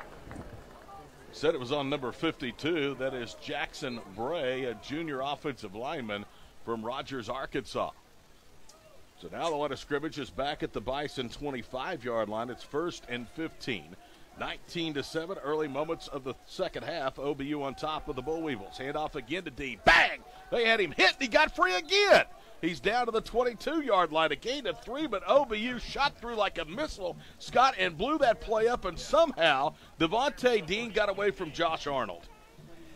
The first man has got to slow the running back down with his arms or grab his legs, but lets him get loose, and they just keep on trucking. 10:45 in county to play, third quarter, 19-7. Out of the gun with it is Brown. He's going to run, moving left, looking for a block. A flag is down, and so too is DeMillion Brown at the 15-yard line. Right now it's a run of 7 but it's coming back as the flag came behind the play, more than likely an illegal block or a hold against UAM. Yet Arkansas-Monticello came into this football game as the least penalized team, or the fifth least penalized team of the conference, averaging just 62.5 yards per ball game. Here's Ron Standridge. Holding. Offense number 72. Senior penalty from the spot of the foul. Second down. Jaden Sally, the left tackle, was pulling, leading the convoy of blockers, and he got caught for a hold. So the line of scrimmage is back at the 31-yard line. It's going to bring up second down and 22. Handoff, no, a fake handoff. Coming left again is Brown, and he's at the 25-yard line and hit just short of the 25. So a pickup about 5. It's going to bring up third down and long for Arkansas-Monticello. Marini is a great place kicker, so you wonder the strategy here if they don't convert. Well, if they do convert, it's still a 2-possession football game, so this is a big defensive play right here. 3rd and 17, Bull Weevils at the Bison 26-yard line. In the first half, Arkansas-Monticello on third down conversions was 2 of 8. No surprise, through a 5-2 start, they have not been a good third down offense. Single setback out there is Alex Days in a pistol formation with DeMillion Brown. 2 receivers to the near side is Jack Hendershot and also DeAndre Washington. Washington is a touchdown threat. He has 4 touchdown scores this season. Snap back, dropping back is Brown to the 34. Under pressure, gets free of a defender. Looked like a hold, no flag. Brown moving left, out of bounds near the 25-yard line. I would say it was a hold. It looked like Josh Arnold may have been tackled to the ground. And Elijah Tomlin almost had a sack as well. Blake Riley got him out of bounds at the 25-yard line. So here comes Josh Marini, who is number 7 all-time in the Great American Conference in kick-scoring points. He is 7th in field goals attempted and 9th in conference play, all-time in field goals made. So put it down to the 32 for the left hash. It's a 42-yard attempt. Snap back, ball down. Marini's kick is on the way. He's got plenty of leg, and it is good. And Karam's off the top of the hospitality tent at the south end. Time out of the field, 9:10 to go, third quarter. The score, Oklahoma Baptist 19, Arkansas-Monticello 10. We're back in just a moment after this from the North American Mission Board on the Bison Radio Network. Attorney Jordan Klinger at McIntyre Law. We have over 100 years of experience fighting for Oklahomans injured in automobile and semi-accidents. Distracted driving is an epidemic. According to government studies, 1 in 4 crashes now involve texting and driving. That's 1.6 million accidents caused each year by distracted drivers. If you have been injured and you want to know your rights, call us now. The consultation is free. We love what we do and we're good at it. We are trial lawyers. Call McIntyre Law today.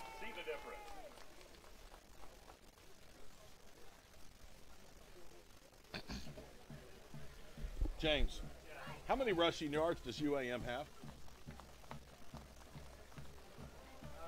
They have 148. Anything else? That's it. Okay. Good talk. 148. 148. Oklahoma Baptist is been conversion change. Number 61 will be playing number 60.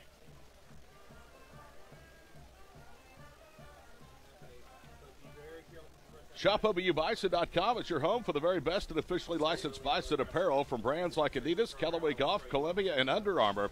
Visit ShopOBUBison.com today and take advantage of fast shipping and industry-leading customer service. ShopOBUBison.com, the official online store of OBU Athletics. 148 net rushing yards today for UAM.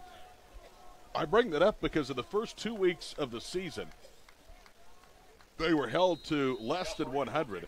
Since then, their fewest rushing total, starting back in week 3, was 162 against Southeastern.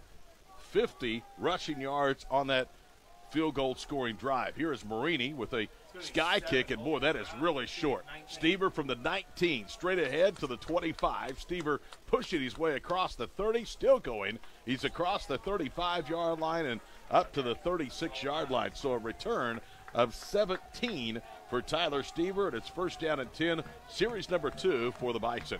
Stever knows his math. He knows if he fair catches that, it's at the 35.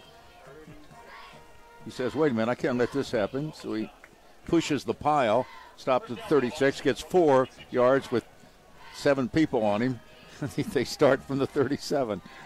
Isaiah Mallory will start this drive as the tailback from the 36. Ball square in the middle of the field for the gray, white, green, and gold-cladded Oklahoma Baptist Bison. Hare, quick drop. Here comes the pressure, and he's sacked.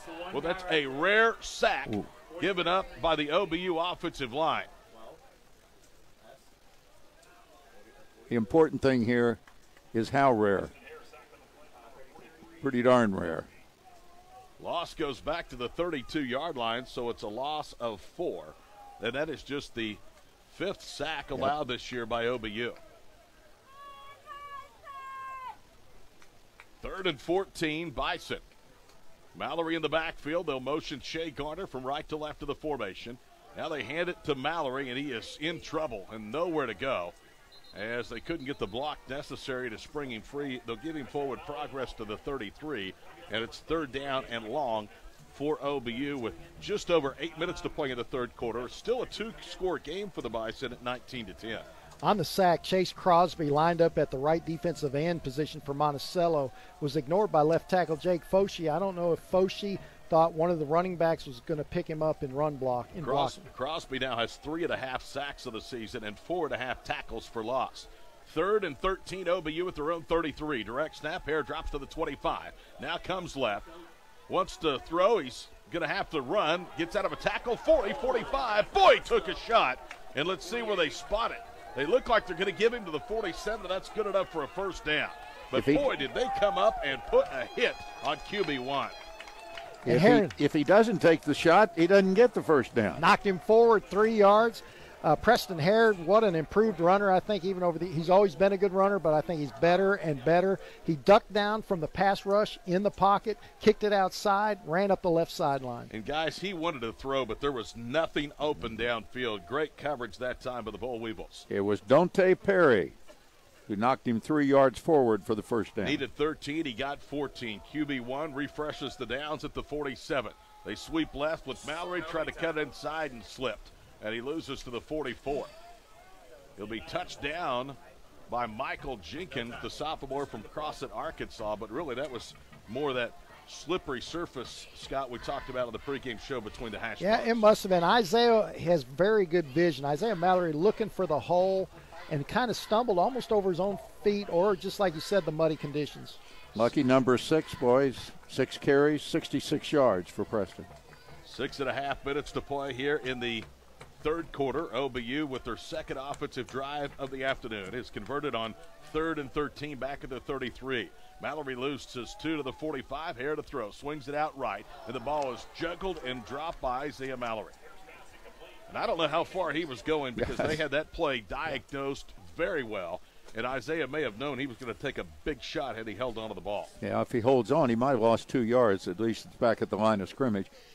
Go back to that run by Hare. As this game progresses, let's not forget that play, because that play may be absolutely huge because it is extended possession here in the 3rd quarter past the midway mark. 6:21 to play, 3rd quarter, 3rd and 12, OBU at their own 45. They motion Stever and go with an empty set. Hare is under duress. Hare gets away from a defender, comes left, and won't get free of a second Gabe Brace, who grabs him by the hips and throws him down at the 48-yard line.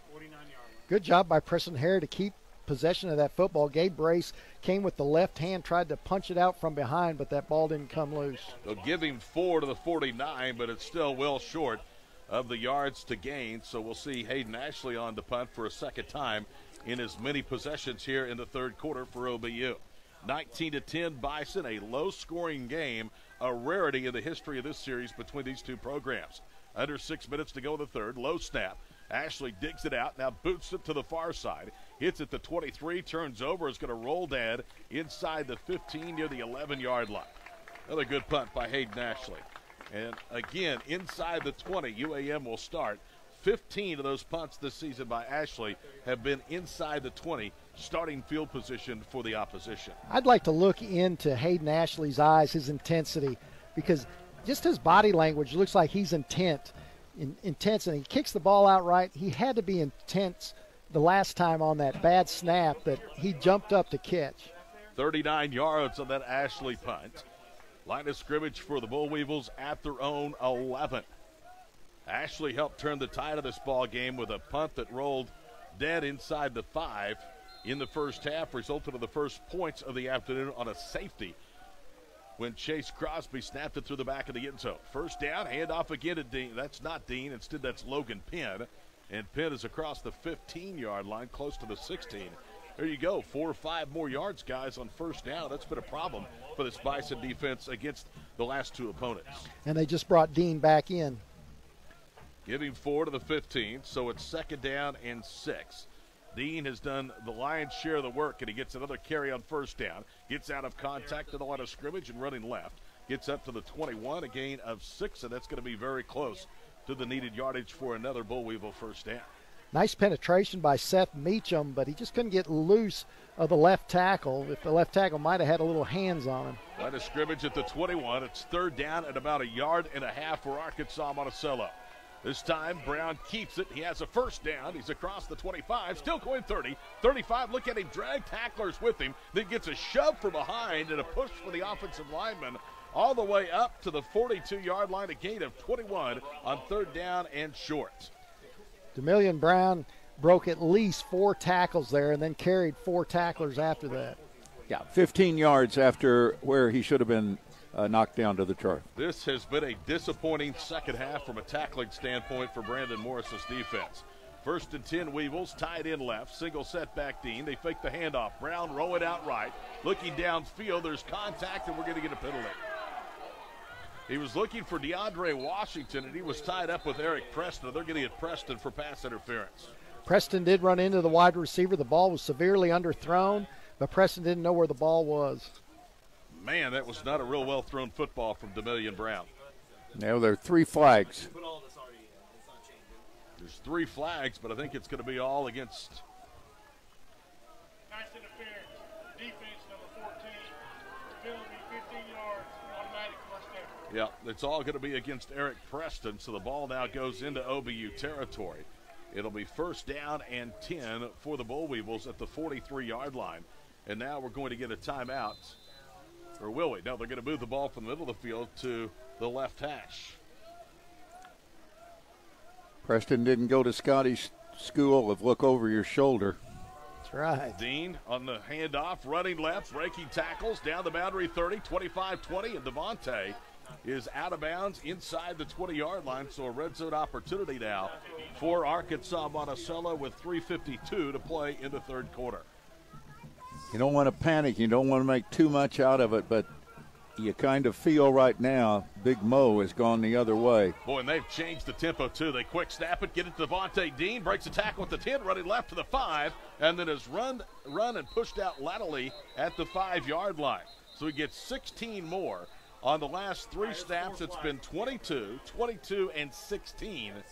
If this play stands, because there's a bunch of flags out there at the end of the play. One of the Bison had to be offsides. They were running onto the field late. Put them at the 1. Well, I'm telling you guys, they have really turned up the tempo, had the Bull Weevils out of that rushing attack in the third quarter. And as Scott just told you, they probably caught OBU in a numbers game, trying to get somebody on personnel-wise. Here's Ron Standridge. Legal substitution, defense. That penalty is declined. After the play, unsportsmanlike conduct on the bench, Oklahoma Baptist. That foul's half the distance to the goal. First down. Ball will be at the 1.5-yard line, and it will be first and goal to go there. So 2 penalties on OBU. And now the Bull Weevils are knocking at the door. The ball is actually at the 1-yard line. No, it's at the 2, as I told you. They go with an eye look. Under center is Demillion Brown. Tied in left. Give goes to Dean left side, in for the touchdown. Or did he? They haven't signaled touchdown. Yeah, there he is. A belated call, but from up here it clearly looked like that Devontae Dean was able to get the ball over the goal line well before the men in stripes signaled score. You were in better position. Something different. That's 3 unsportsmanlike conducts on benches, 2 on Arkansas-Monticello, 1 on Oklahoma Baptist today. 7 plays, 89 yards for Arkansas-Monticello. They have a chance to pull within 2 pending Josh Marini's extra point. It's out of the hold of Terry Bowman. Good snap. Ball is down. Kick is in the air. And it is good. Terry Bowman was the starting quarterback at the beginning of the year for Arkansas-Monticello. He is now 3rd on the depth chart. Timeout on the field with 3:23 to go in the 3rd quarter. It's Oklahoma Baptist 19, Arkansas-Monticello 17. We're back after these messages from the North American Mission Board on the Bison Radio Network.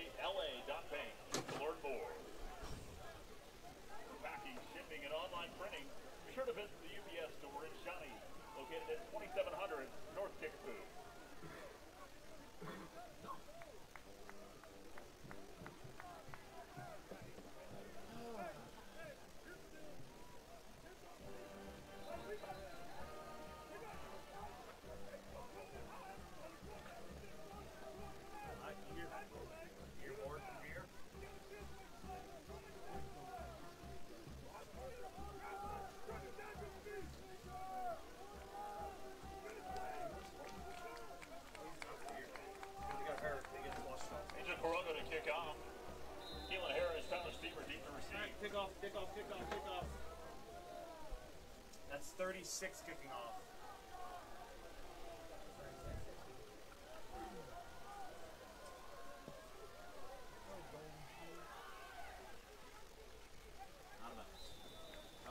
Angel Quiroga boots it away. It was not Marini, but Quiroga that time. As he boots it to the far side, it hits at the 10. They elect to let it go out of bounds. Unfortunately, had just enough making a left turn to go out of bounds, so OBU will start at the 35. And old Momentum, who is so fickle, has been back and forth between the Bison and the Bull Weevil sidelines. It's time to re-engage her right here on this offensive drive. We've talked a lot about slow starts in the beginning of the game for OBU. But when you look at the scoring for the year, same thing in the 3rd quarter. Not as drastic, but the Bison have averaged only 7 points a game in the 3rd quarter of play. Obviously only 2 points a game in the 1st quarter. But slow getting out of the gate in both halves. Need to get it going here with 3:23 to go in the 3rd, because this is a huge play right here. The team on the other side believes now they can come back and win. Okay, you guys like horse racing. It's not always how you start the gate, it's how you get to the finish line. And OBU has outscored their opponents 92-67 in the 4th quarter. And going to the 4th quarter this year, they have trailed in 6 of those 7 games. Timeout, Bison, with 3:23 to go here in the 3rd. We'll keep it right here. OBU leading Arkansas-Monticello 19-17. Next week, it's a 1 o'clock kickoff from Alba, 12:30 network pregame show. The Rangers and the Bison from Ranger. I'm attorney Jordan Klinger at McIntyre Law. When you place your trust in a behavioral or mental health facility, they have a responsibility to protect you and your loved ones. When abuse or neglect occurs, innocent patients are betrayed. They deserve help from lawyers who are trained to give them justice. If you or a loved one have been injured while a resident at a behavioral or mental health facility, call us now. The consultation is free. We love what we do, and we're good at it. We are trial lawyers. Call McIntyre Law today. First. Time back in. OBU will huddle, and they'll scrimmage for the far side hash at the 35-yard line. They led at halftime 19-7. It's been all Arkansas-Monticello, though, here in the 3rd quarter. This white jersey starting to reflect a lot of wear and tear in terms of the mud from a sloppy turf today. Hare to throw. Hare with that number 12 on the back of his jersey draped in mud. Throws it out right. Mallory makes the catch, and then is hit late out of bounds at the 42-yard line. And here come the flags. Big play. Nice lead by Preston Hare to lead Isaiah Mallory to get his heads of steam going forward. Then he's tackled way past the boundary. Tyrone Brumfield, the linebacker, a backup for Gabe Brace, was the one that hit him. One of the bugaboos against UAM in past years, while they can score points, they haven't been fundamentally sound defensively, and they are penalty prone. They have really gotten better defensively, and they've corrected their penalty mistakes as well, but that was a silly foul on Brumfield. First down and 10 after the catch and penalty to the 43 of the Bull Weevils. They'll motion a man. Stever out of the backfield. They swing it to him. Tyler looking for a block. Runs over a defender. Gets to the 41-yard line and then is pushed backwards. Did you see him just stop for a minute and said, okay, I can't get around you. I'll just run through you. And that's exactly what he did. That'll get him a couple. It's going to bring up second down. Keelan Harris with the lead block there with the wide receiver on the left side. A block? Partial block. An attempt of a block. Yes. How about that? Gain of 3 on the catch by Stever. Second down and 7. We're at 2:39 to play here in the third quarter. 19-17 OBU. Pistol formation. Mallory is back out there. They motion McGraw to the near side. Fake the handoff and hair drops. Looking deep over the middle. He's got a receiver at the goal line. Cut for the touchdown. Holy Toledo. Keelan Harris on a perfectly thrown football by Preston Hare. Caught it at the goal line, and there's the answer, guys. This Bison offense needed. Talk about big-time throw. Talk about a big-time post pattern. Everything just absolutely perfect. There's your average in the third quarter taken care of. Best quarterback of the conference and one of the best players nationally comes through Preston Hare.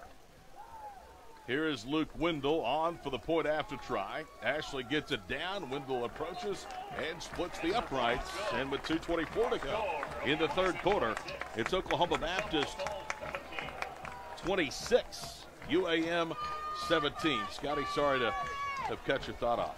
Arkansas-Monticello cornerback Jonathan Scott playing very tight coverage. Thinks he can run with any receiver who's tight on McGraw, very tight on Keelan Harris. But when Preston Hare faked the play action, Keelan Harris got a step on Scott and was wide open on the post with a beautiful pass by Preston Hare. Yeah, it was pretty. That's the second touchdown reception for Keelan Harris, the true freshman out of Richardson, Texas. And that reception of 40 yards is his longest career reception in his rookie season here on Bison Hill. So it's 26-17. Now let's see if the defense can get a stop, and you get the sense after that big strike, guys, OBU has a little more life to them. Obviously a mammoth play for OBU. As good as the place kicker is for Arkansas-Monticello, you don't want to be just up 2 points where they can win the game with a field goal at the end. And now Arkansas-Monticello, not a very good passing team, is going to have to run. It's going to take a lot of time for them to catch up with 2 scores. Deep to receive the kick. One is Brunson. He's on the far side. Trying to see who it is on the near side. They await from Luke Wendell, who will spot it at the 35-yard line, and he boots it away. This one to the near side. It will be returned from the 17-yard line. Cuts left to the 20, trying to get to the boundary, to the 30, to the 35, and out of bounds beyond the 35-yard line, as it was Jeremy Hampton, the junior from Crossett, Arkansas, that returned that kickoff. So here come the Weevils. Good starting field position. Late third quarter, down 26-17 here on Bison Hill. Good job by Jeremy Hampton. He's lined up way here on the right side of the field, catches the ball at the numbers, runs all the way across the field for a nice return up to the 37-yard line. 2:17 to play. Todd Miller, Scott Wanish, John Brooks with you on homecoming afternoon at Shawnee. Pretty good crowd here on hand. Out there at tailback is that Chris Hargroves? It is, 26, and he squirts up the middle and has a first down carry to the 48 of UAM. That block up front that time looked a lot like that opening drive, didn't it, for Monticello? They quickly will snap the football again, and they give it again to Hargraves, running left this time OBU. Stiffs it out, and they'll tackle him at the OBU 48. That's a gain of 4. Hargraves on the previous carry got 11. His longest run from scrimmage this year has been 18. Again, a sophomore from Camden, Arkansas. He's now carried 27 times and has got over 130 rushing yards. Second down and 6 at the OBU 48. For DeMillion Brown, he's gone all the way today at quarterback. Brown stands upright, hands it off again to Hargraves. Hargraves was hit and spins, cradling the football, and he's down just inside the 45 of OBU. It's going to bring up third down and short for the Bull Weevils, and that will take us under a minute and a half to play in quarter number 3. Hargraves fell forward on the play, but Felipe Alvear almost had a strip fumble there. I kind of like how he's tugging at the football. Come on, guys, let's get off the field here. 3rd and 3. Hargraves on the fake handoff. Now they roll right, dump it off the hitter shot, and he's dropped at the 45. They faked the handoff to Hargraves. Nobody bit. They stayed home. Brown rolled right, dumped it off to Jack, and then Miles Russell diagnosed it perfectly and buried him right in his tracks. Now it's decision time for Hud Jackson. Do you give that ball back to the OBU offense down 26-17? And the answer is no, we're going to go for it. They need to get to the 42 of OBU. Crowd starting to make some noise down below. Direct snap. Now to draw. Brown will keep it. He has a first down. And he submarines to the 40-yard line. So a gain of 5 on 4th and 3. And Arkansas-Monticello gets a huge, huge conversion. They now are 3 of 4 on third down tries this afternoon. 15 seconds to play here in the third quarter. Time for one more play, perhaps. Brown claps his hands it off again to Hargraves. Hargraves behind left guard is hit at the 39, pushed backwards, and we will head to the fourth. In Shawnee with Oklahoma Baptist, enjoying a 26-17 lead over the visitors from Monticello, Arkansas. Fourth quarter is next, our third quarter, brought to you by the North American Mission Board on the Bison Radio Network. Arkansas-Monticello 17.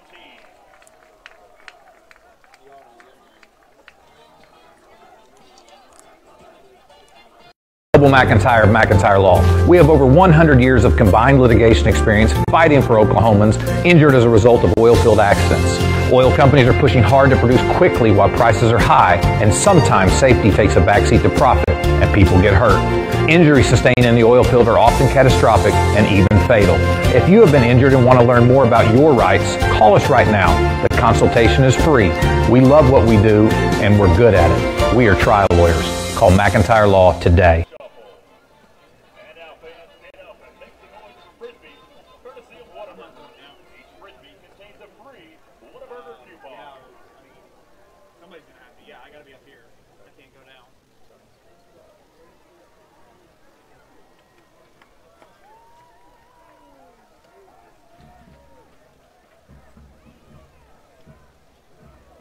SSM Health, St. Anthony Hospital, Shawnee compassionately serves the healthcare needs of Shawnee and its surrounding communities. We're known for providing exceptional care and offering the latest services in medical services. Here we go, fourth quarter underway. Arkansas-Monticello with the 39 of OBU, down 26-17. Handoff to Hargraves, stacked up, tries to bounce outside. OBU missing tackles. Hargraves finally is going to be corralled and dropped for a 2-yard loss at the 41. But guys, they had him as far back as the 43 and couldn't get him to the ground. But I'm still going to give a lot of credit to Elijah Tomlin, the linebacker. He blew up the play early, couldn't bring the running back down, but kept pushing him back, getting pursuit from his teammates as there's no gain on the play. Tell you what I hate, and I mean, flag came in, and it's a face mask against OBU, so that's going to give them a first down, and that will negate what would have been a 3rd and 11 of the 41 for UAM. I absolutely hate that Lane Martin is out for the rest of the year, but I'm pleased with the way Nick Boone and Elijah Tomlin, one dog, have played, filling in ably for him at middle linebacker. Yes, they are definitely coming up in the spot, just taking advantage of tough plays and fill holes. Instead of the 41, it turns out to be a 17-yard field position penalty. Brown fakes the handoff, rolls right, and then is spun down at the 20-yard line. And on the stop was Trajan Lands for OBU. Correction, Elijah Tomlin. And it's going to bring up second down. Gain of 4, 2nd and 6 at the 20 of OBU. Brown gets a quick snap, hands it this time to Dean, and Dean has nowhere to go as Lance was the first to stick his nose in there and drop him for a yard gain. I was just getting ready to say, where was Dean? Hargraves had run taken the last 5 snaps. Dean gets back in there. He's got 150 yards now on 24 snaps. A minute gone here with the fourth quarter. OBU leading 26-17 over Arkansas-Monticello. Bull Weevils 3rd and 5 at the OBU 19-yard line. Tied in right, Dean to the backfield. Fake handoff, Brown. Drops, pocket holds, throws it over the middle, and finishes up at the goal line. brought out to the 5, to the 10, and spun down there. Felipe Alvear with the interception, and Alvear just has a knack to come up with fourth quarter plays defensively. Great defense by the Bison. Everybody was covered within a yard of all the wide receivers. Brown had a lot of time to pass, but he was staring down the receiver underneath the goalpost. Felipe Alvear, the free safety, steps to his left in front of the football, picks it off at the goal line. OBU last week did not force a turnover at Ouachita. Coming in, they're +2 in the top half of the conference in turnover margin. They were -1 last week after winning the turnover battle here 2 weeks ago against Hardy. That intended receiver was DeAndre Washington. That ball was badly underthrown. Line of scrimmage is at the 10-yard line. 13:47 to play in the ball game, and OBU can make it really tough on a ball control offense with a touchdown here. They split the backs to each side of Hare. Now they motion Mallory to the far side. It's a draw play. Coming right is Stever, and he is stretched out and somehow manages to get 2 as he split 2 defenders who had him both by the hips before getting him to the ground. Nicely designed draw play where it caught Arkansas-Monticello off guard, but Stever just not able to get away from the initial tackler. He just got the yardage from dragging him. Chase Crosby on the tackle. It's going to bring up 2nd down and 8 with 13:19 to play from Shawnee. Next week we're at Alva. 2 weeks from today back home for senior day against SWASU. Stever remains out there as a single setback. 2 receivers make that 3 wide left. A 4-man defensive front for Arkansas-Monticello. Snap comes back from Blevins. Plenty of time. They dump it over on a crossing pattern for Cordell. He breaks a tackle at the 16 and is able to pick up first down yardage all the way to the 23 before he was knocked out of bounds. Great run after catch for Josh Cornell. The defender had his ankles. He jumped up out of the ankle tackle and moved to the sticks for the first down. They have had defenders over him the entire game, but he has played on the far perimeter. That time he came off the wide side and just came right across the middle and took that little dump-off pass, and I think everybody knew that's what was going to happen from the beginning. Cordell, 3 catches now for 28, got 10 of that one. Arkansas-Monticello jumps. Hare knows it, throws over the middle of the ball. Caught at the 40, to midfield, off to the races is Harris. 40, 30, 25, 20, 15, 10, 5, touchdown Bison!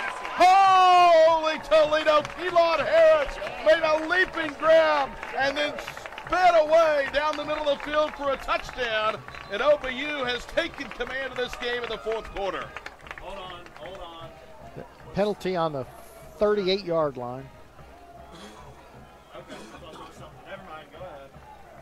If the play stands, it is a 77-yard catch and run for the touchdown. Keelan Harris with his 2nd touchdown of the second half. Remember I'm sorry, Todd, remember in that interview with him, he said, I just think I'm going to be able to break some things and make some things happen. Remember that? You think he's done it today? Yes, boy, this kid's going to be special. Sideline warning against OBU, incidentally, so the touchdown stands. Here is Luke Wendell on for the extra point. Out of the hold of Hayden Ashley. Good snap, ball down, 1-step approach, kick on the way, and it's good. Timeout, 12:19 to play. 4th quarter, Oklahoma Baptist 33, Arkansas-Monticello 17. We'll pause for these messages and return. The 4th quarter brought to you by the OBU College of Graduate and Professional Studies on the Bison Radio Network. I'm Noble McIntyre. And I'm Jordan Klinger of McIntyre Law. The devastation of losing a loved one is impossible to measure. When it happens because of someone else's negligence, the grief can be overwhelming. Wrongful death cases are unique. Whether the cause was an automobile, semi, motorcycle, medical malpractice, or job-related accident, we can help.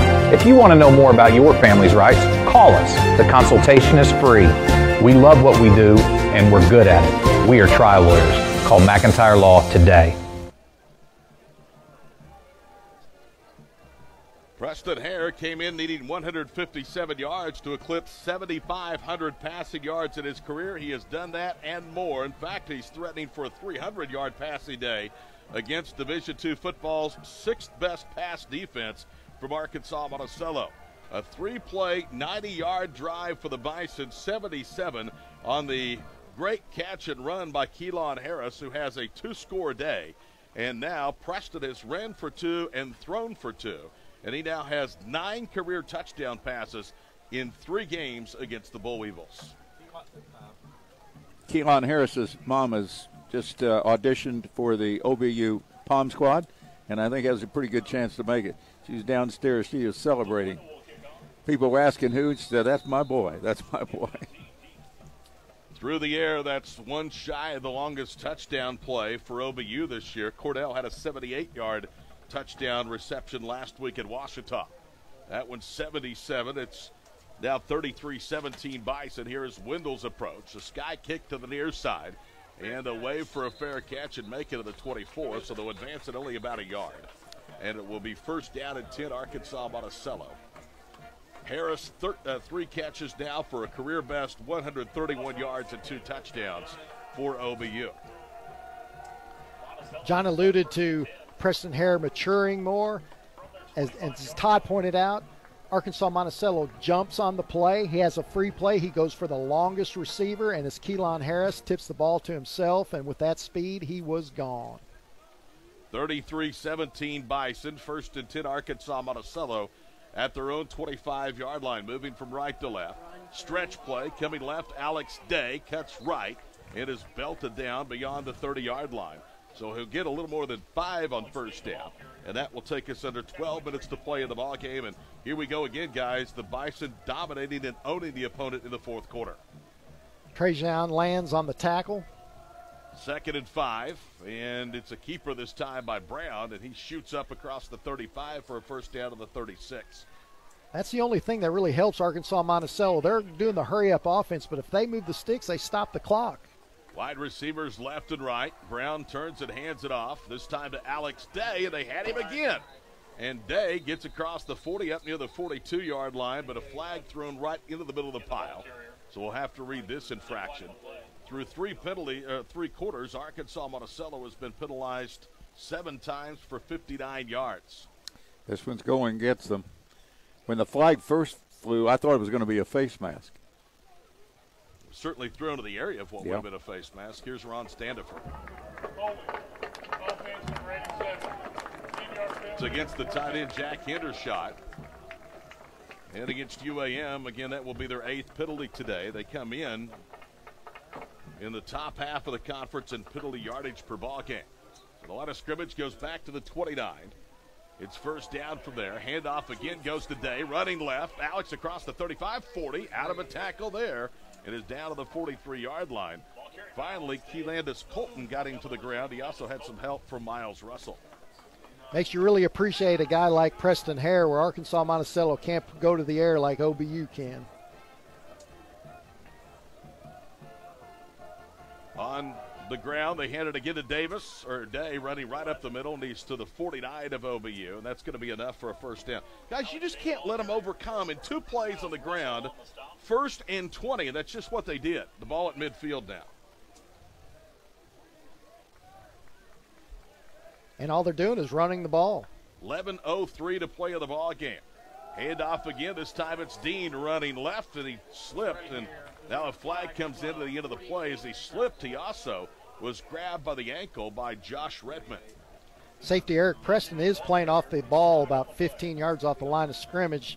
OBU doesn't want anybody to get behind him. Arkansas-Monticello starting to retreat backwards. Here's Ron Standifer. Jaden Sally at left tackle has his 2nd holding penalty of the day. And again, a break. This is an offense, guys, if you're OBU, want to keep them behind the chains, down 2 scores. On both of those holding calls, they have come at the end of the run. OBU's gotten a break on both of those. 1st and 18. They fake the handoff. Brown will keep it down the middle of the field. 50. Breaks a tackle. 45. Running left. 40. Stumbles. 30 to the 25. Still going to be shoved out of bounds near the 16-yard line.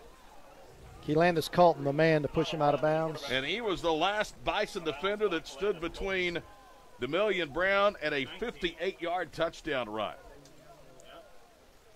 They put it at the 19-yard line. 39 yards. Again, they hand it this time to Dean, coming left. Filling his blocks, and OBU finally gets him to the ground at the 18-yard line. OBU's going to have to do a better job protecting the ground game next week. They're going to see a good rushing attack from Northwestern. Talk about the fact this team really can't throw the football very well and come back. But you know what? They haven't had to throw it. 10 minutes to play here in the ball game. 33-17 OBU. The line of scrimmage is at the 17. Brown fakes the handoff, rolling right and off his back foot. Throws it away. He was looking for Sylvester Augustine, a senior wide receiver from North Point, Florida, who does not have a catch this year. And it's now going to bring up third down. Tyler King had great coverage in the end zone on the wide receiver from Arkansas-Monticello, where Brown could not throw to him in the end zone. Clock will stop. 9:54 to go. Obviously two-down territory here for Hud Jackson's ball club. They need to get to the 9-yard line of OBU to keep the drive alive. Brown lines up tight end left. Jack Hendershot. In the backfield is Dean. They fake the handoff. Brown plants the throw, looking towards the end zone, and it's caught for the touchdown. DeAndre Washington, his 5th touchdown of the year, and he just went over the top of Eric Preston and pulled it in for the 17-yard touchdown reception. Here comes the good part. Going to go for the 2-point conversion. Josh Marini is out there. He is the place kicker. Not really certain why you would go for a single point. All right, now you're 2 would make it an 8-point game. Yeah, but now you're going field goal and an 8-pointer. Here's Marini. One-step approach, and the kick is good. 9:47 to go in the ball game. It's now 33-24 Oklahoma Baptist. We are back after these messages from the OBU College of Graduate and Professional Studies on the Bison Radio Network.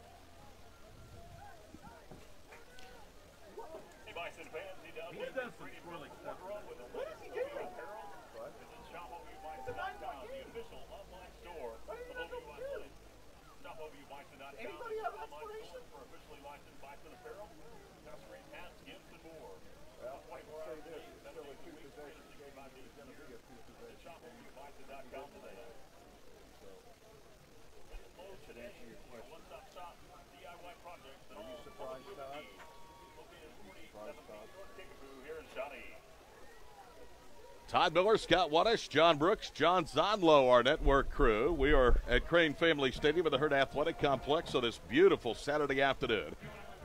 Washington with his 5th touchdown reception, the 3rd touchdown pass for DeMillion Brown. 17 yards. It's a 9-point game at 33-24. And, guys, we are wondering aloud here with the booth, what in the world is Hud Jackson doing? I mean, you're going to have to hope, needing a field goal now, that you could shut Preston Hare, the Bison offense, out the rest of the way. You're going a to need two-point conversion right there makes it a one-score game. Well, you're going to need a field goal the other way. Are you not? Of course you are. I mean, if you don't make it, you're going to you still need a field goal. He's made it a two-possession game by kicking an extra point.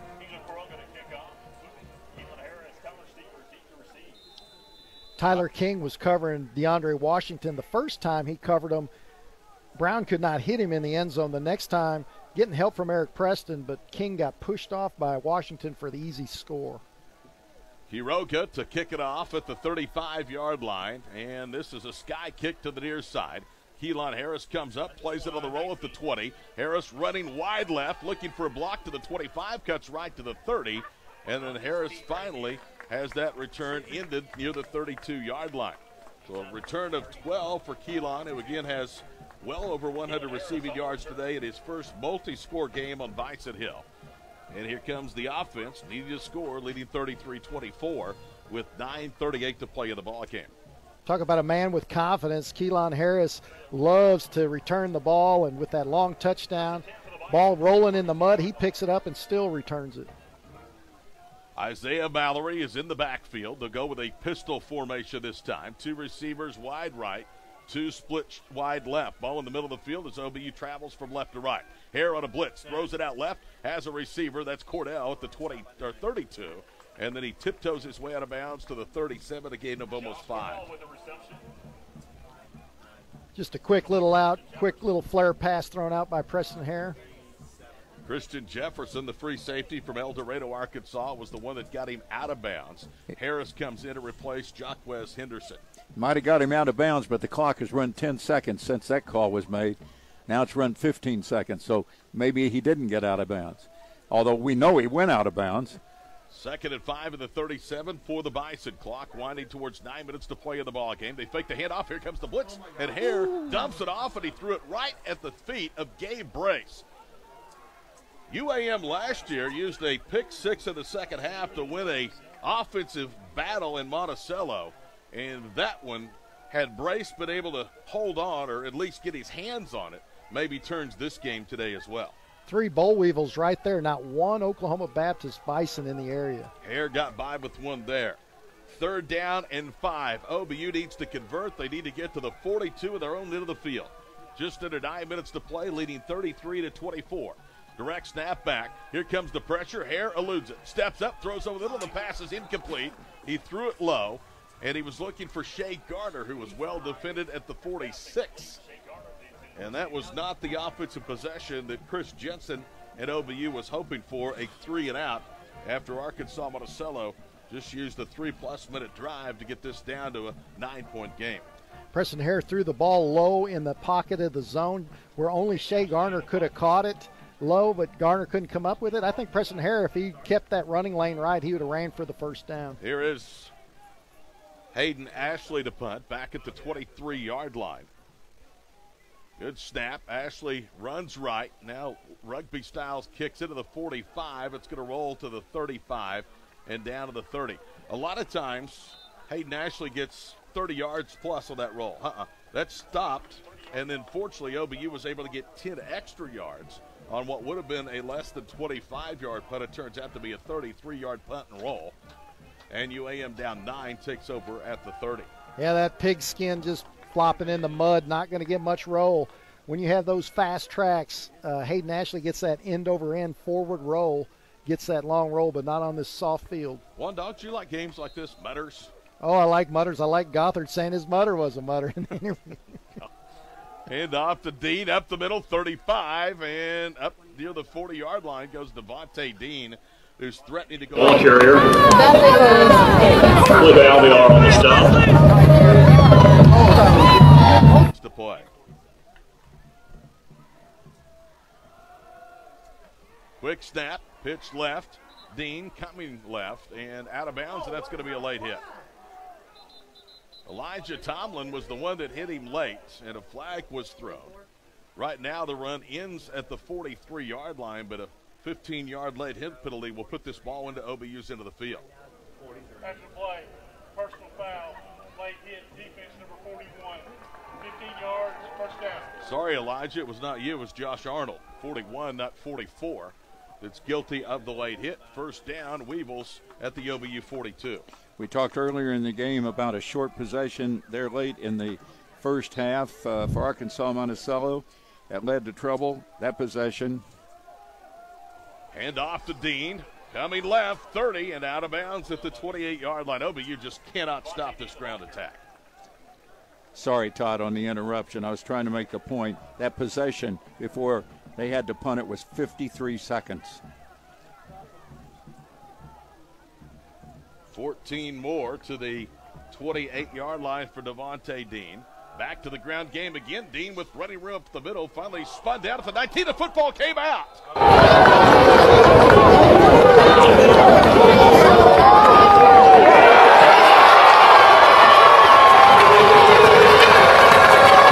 Devontae Dean, the ball carrier. Fumble on the play, recovered by the license. It comes up with a big-time fumble recovery for OBU. Tyler Rhodes was the man with the tackle that whipped Dean around in the circle to force the fumble before Arnold gets the recovery. First down and 10 at the 20-yard line. For Arkansas-Monticello, they don't fumble the football a whole lot based on how many times they run it. That is a costly fumble. In fact, it's just their 4th loss this year and their 7th time they put it on the ground.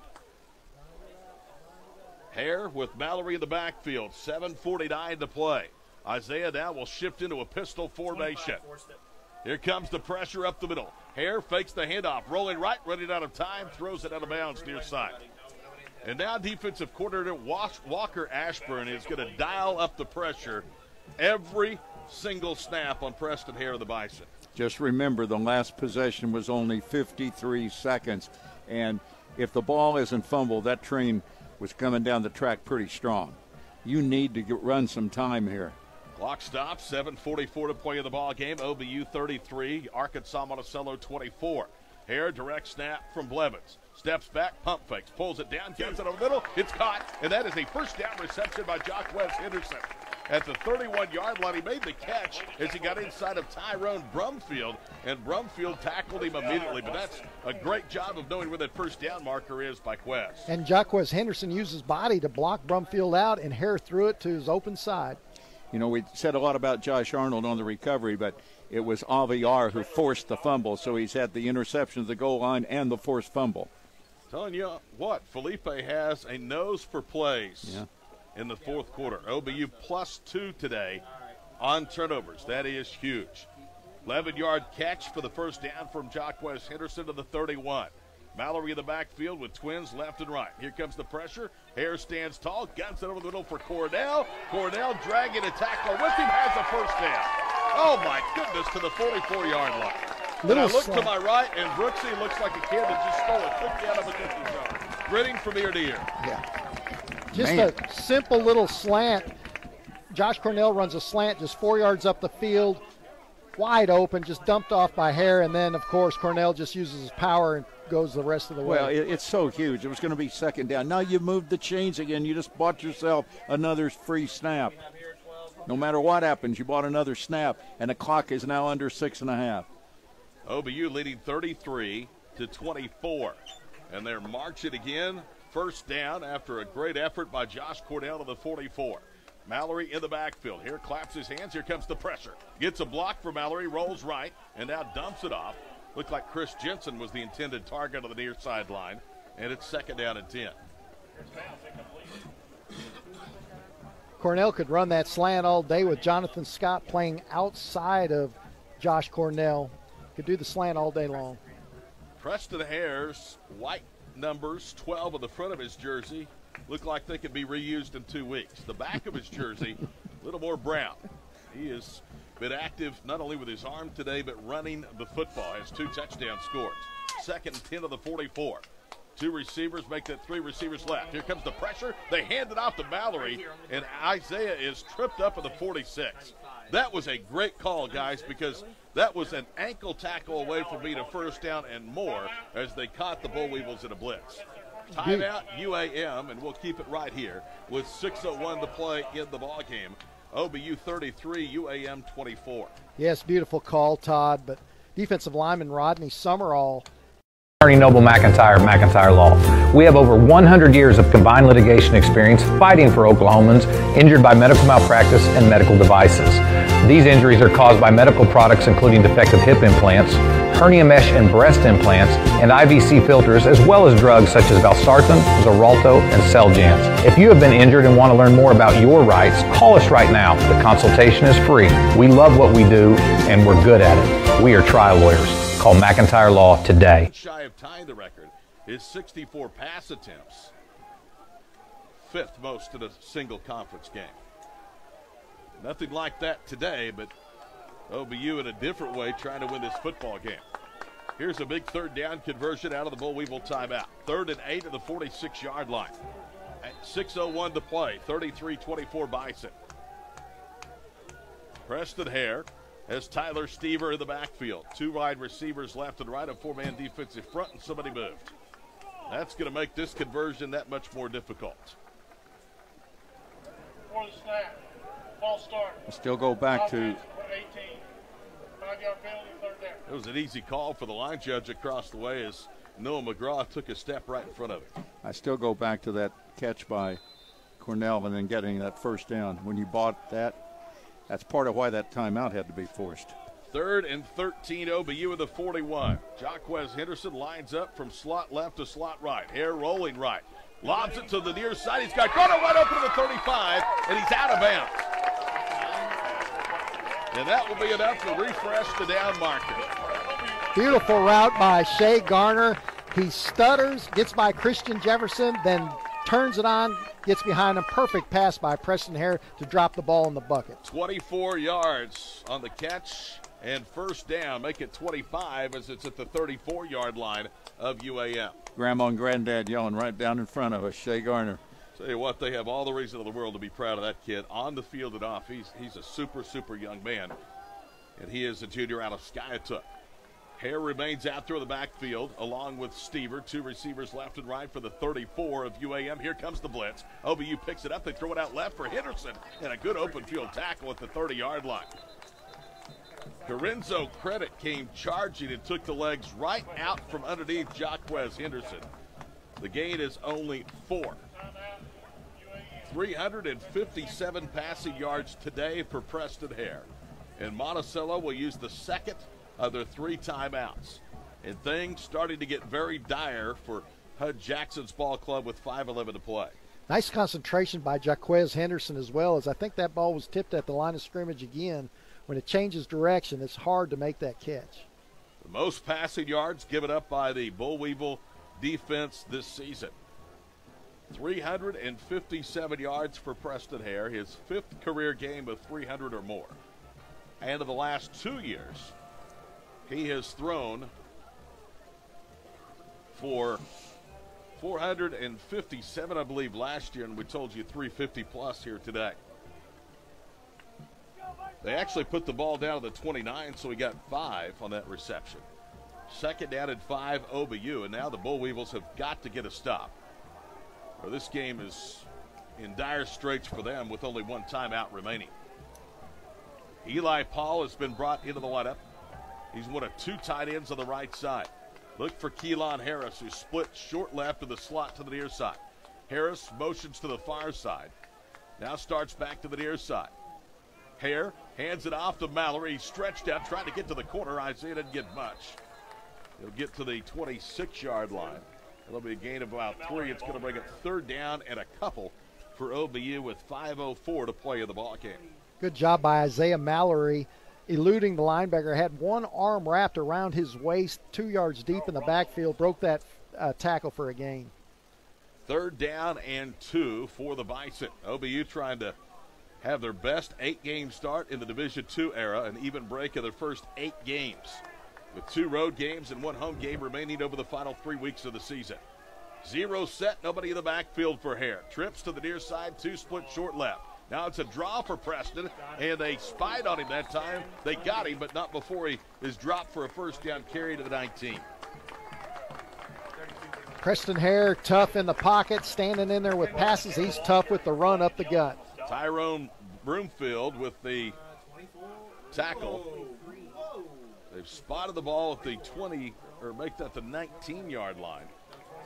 So it will be enough for a first down. Paul is going to come back in. Isaiah Mallory checks back in. Winding towards 4 minutes to play in the ball game. Oklahoma Baptist 33, Arkansas-Monticello 24. Next week we greet you from Alva. Northwestern hosted Oklahoma Baptist. 1 o'clock kickoff for the Bison Network. They hand it to Mallory, dancing to the backfield, nowhere to go, and down he goes. Tackle for loss, Stephen King, the nose guard. Boy, he's a good one. 298, and a senior from Dermott in Arkansas. Loss of 7 back to the 26. 2nd down and 17. 3.5 minutes to play. OBU trying to go to 4-3 since the reboot all-time on homecoming day, and win their 3rd consecutive homecoming football game. 3rd down and 17 at the 26-yard line. Brooksy heading to the field for the postgame show. Hare gets the snap. Now he's in trouble and he's sacked back at the 35-yard line. They came on a blitz again, and it was Brandon Young off the edge that got him. So now it's 4th down. Or correction, 3rd down and long. And UAM's going to spend their final timeout. Well, you wonder now if Hud Jackson's not over there mumbling to himself in his decision, one dog, not to go for 2 and make this a 1-possession game. Because it was a 3-possession game. He was going to make it a 2-possession game, but he kicked the extra point to make it a 3-possession game. McIntyre of McIntyre Law. I know firsthand the devastation asbestos exposure can cause. My father-in-law was diagnosed with mesothelioma in 2013 and passed away shortly thereafter. Asbestos companies hid the dangers of their products, valuing profit over people. We work with an entire team that is dedicated only to asbestos claims. If you or a loved one has been injured and want to know more about your rights, call us. The consultation is free. We love what we do, and we're good at it. We are trial lawyers. Call McIntyre Law today. Put together for Bison fans to cheer on this season.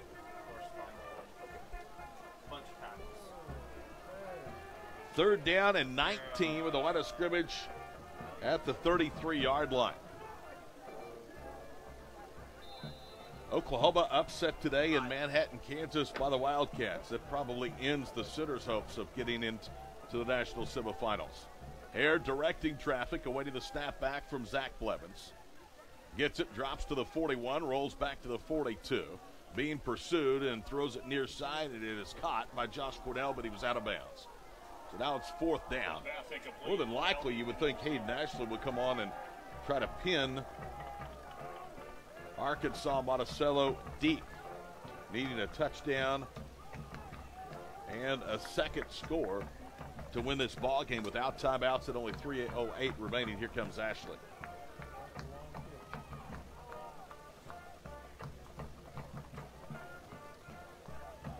Hayden making sure everybody's out there and then aligned as they should be. UAM is going to come after this punt. They don't have anybody deep. Snap is back on the money, and it's an end-over-end kick. Hits at the 18, takes a big bounce, and it's going to go to the end zone. Would you believe it? That's the first touchback this season for Hayden Ashley. Well, you know, Abel Willis had a beat on that ball. Looked like he was going to get it, and it seemed to pick up speed. Might have been a drier part of the field, but I think Abel Willis slowed up just a hair where he couldn't catch up to that football. I'm telling you, One Dog, it was the only dry part of the field because that thing looked like we were in the dead of summer and the field was bone dry. It hit and just took off. So a tough situation, no timeouts, 75 yards away from a touchdown. Although they could get a field goal here, then hope for the onside kick. But tough for a team that doesn't throw. They throw it out left. It's caught by C.J. Parham. He's in trouble, and he's tackled behind the loss back at the 13-yard line.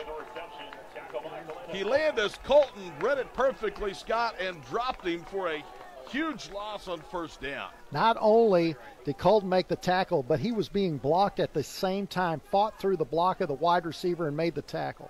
Line of scrimmage is at the 18. Back to throw is Brown. Rolling right, gets out of a jersey tackle. Has a first down across the 30, angles out of bounds to the 41-yard line. A nice scramble. And it's a first down for Arkansas-Monticello with 2:26 to play. Over 20 yards, that's just as good as a pass. Line of scrimmage at the 43-yard line. Clock reads 2:10 to play of the ball game. Brown throws it out left. Looking on the screen for blockers, it's DeAndre Washington. And Washington has very near a first down in OBU territory at the 48-yard line. 2:07 left in the game. Bison leading 33-24. Clock begins to roll from the 48-yard line. It's second and a yard. Brown to throw. Throws it out right. Ball is caught. That's Sylvester Augustine with his first catch of the year. Turns upfield to the 40 of OBU and gets out of bounds. I tell you, if Arkansas-Monticello gets a quick score, this game is not over because they're getting out of bounds on every play. First and 10 at OBU's 40-yard line. 1:57 to play in the ball game. OBU leading 33-24. Brown to throw, has all day long. Now is going to tuck it and run. Gets away from a defender. Pulls up at the line of scrimmage, throws it out left, and it's caught at the 20-yard line. Miles Russell was caught in between a rock and a hard place. Should I cover the receiver? Should I come up on the quarterback? He came up on Brown, the quarterback, and Brown dumped it over his head. Brunson on the reception, the tackle by Miles Russell, the gain to the 19. They hurry up. Brown wants to throw a screen left, now moves right. Had a defender wrapped around his hips. He dumps it out across the way. That's caught by DeAndre Washington, dragging tacklers with him, and he is close to the touchdown, and he's in for the score. And he drug 3 Bison, Scott, into the end zone with him about 4 yards. And that negates a good play by Peter Popola, who had the quarterback. Brown was going down as he threw a helicopter. It should have been knocked down first, but it's completed, and then, like you said, no tackling at the end of the play. Josh Marini is out for the extra point. They don't have to go for 2. It's 33-30. It's all going to come down to whether Arkansas-Monticello, who has yet to recover an onside kick this year, can recover one here. Snap back, ball down, kick is on the way, and the extra point is good. With 1:29 to play, it's a 2-point game, 33-31. Well, Arkansas-Monticello does not have any timeouts left. OBU 1 first down obviously wins the game. Like you said, they're probably going to have to get an onside kick because OBU can go. Attorney Jordan Klinger at McIntyre Law. We have over 100 years of experience fighting for Oklahomans injured in automobile and semi-accidents. Distracted driving is an epidemic. According to government studies, 1 in 4 crashes now involve texting and driving. That's 1.6 million accidents caused each year by distracted drivers. If you have been injured and you want to know your rights, call us now. The consultation is free. We love what we do and we're good at it. We are trial lawyers. Call McIntyre Law today. To a 10-yard kick. All right, everybody keep an eye out where the ball goes. UAM has yet to recover an onside kick.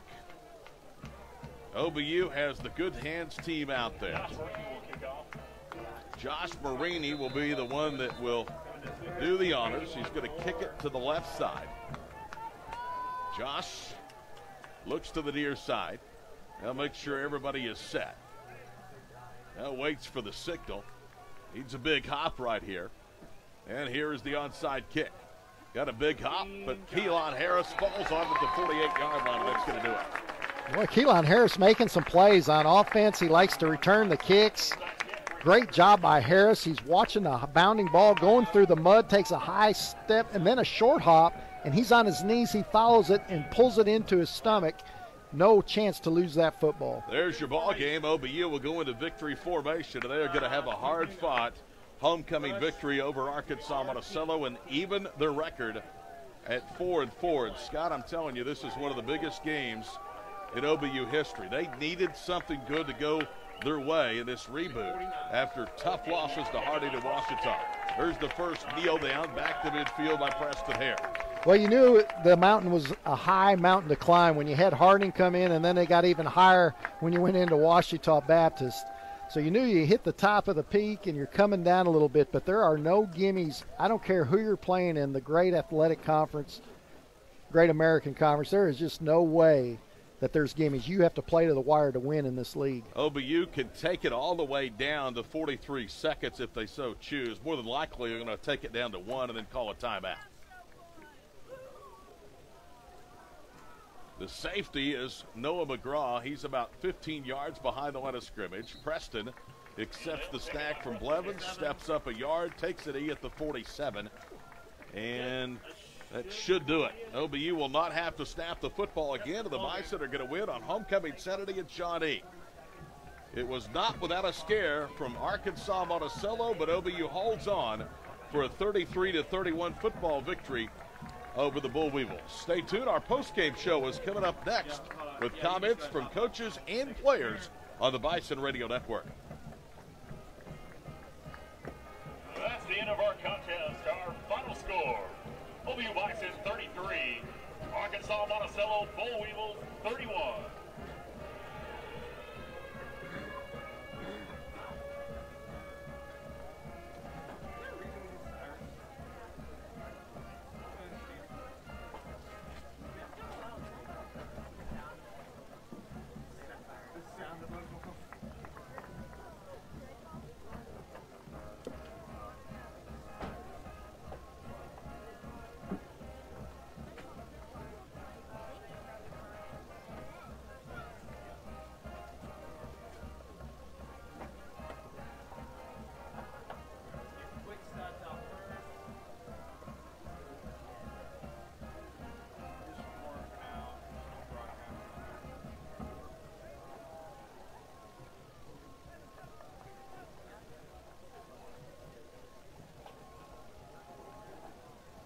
And your Bison football team returns to Crane Family Stadium at the Hurt Complex Saturday, November 9th at 1 p.m. for Senior Day. Make sure you get here early as we honor our football seniors with a pregame ceremony. See you right back here as we cheer the Bison on to victory. Go Bison!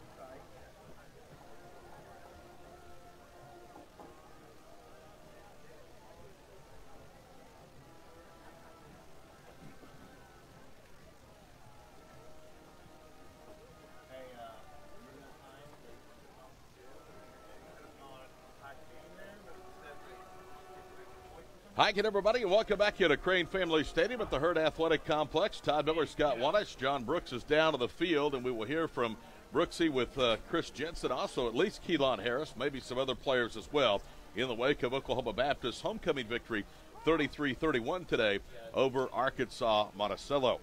Let's take a look at the scoring of this one. Devontae Dean got the scoring started with 13 seconds to go in the first quarter on a 1-yard touchdown run, capping a 14-play, 48-yard series. Time of the drive, 6 minutes, 58 seconds, 7-0 with a Marini extra point. It was 7-2 early in the second quarter after a Hayden Ashley punt had started the Bull Weevils at the 4-yard line. They were forced to punt deep in their end of the field, and the deep snapper, Chase Crosby, snapped it over the head of the punter, Josh Marini, and through the back of the end zone for a safety. It was 7-2. Luke Wendell would pull OBU to within 2 at 7-5 on a 32-yard field goal with 8:23 to go in the second quarter.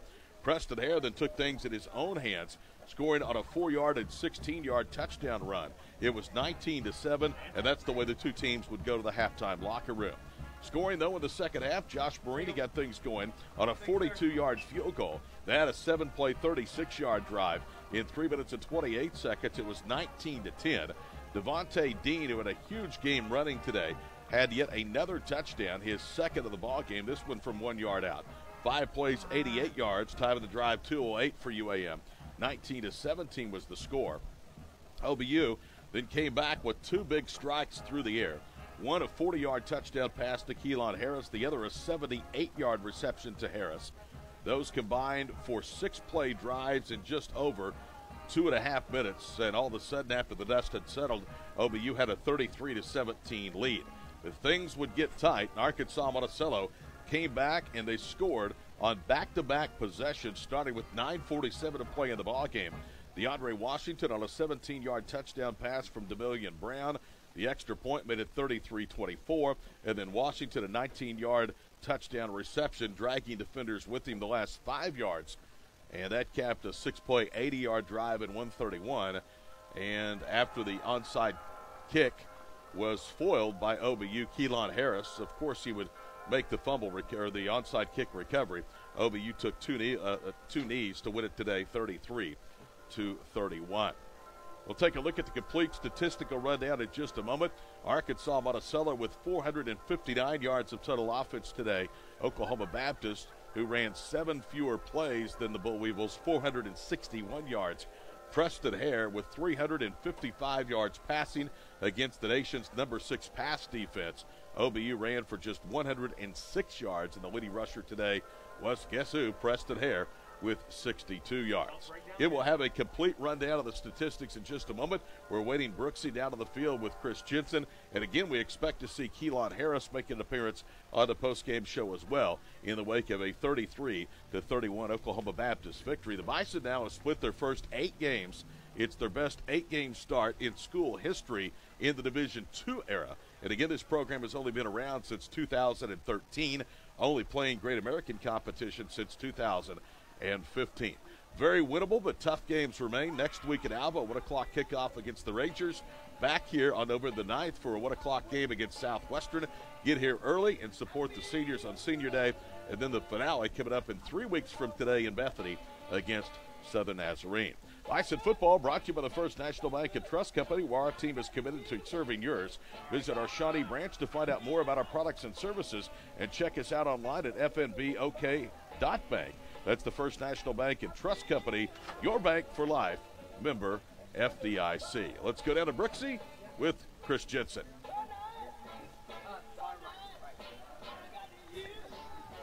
Coach, congratulations. Got a little exciting there at the end. We seem to have the ability to get a little bit of drama. Well, we want the fans to get their money's worth, without a doubt.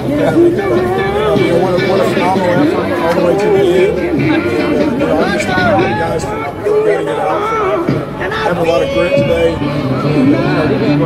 Not getting our dauber down at all, but they still business, but keep pushing forward. First quarter, and I'm 14 points for the season, and yet, for me, there was a little bit different feel. They had the long drive. You don't get the ball back for one snap the rest of the way. But once that was behind you, it looked like that everything was, it looked like you could see everything down the line, that things were going to start moving together. I did. I felt like we settled in a little bit.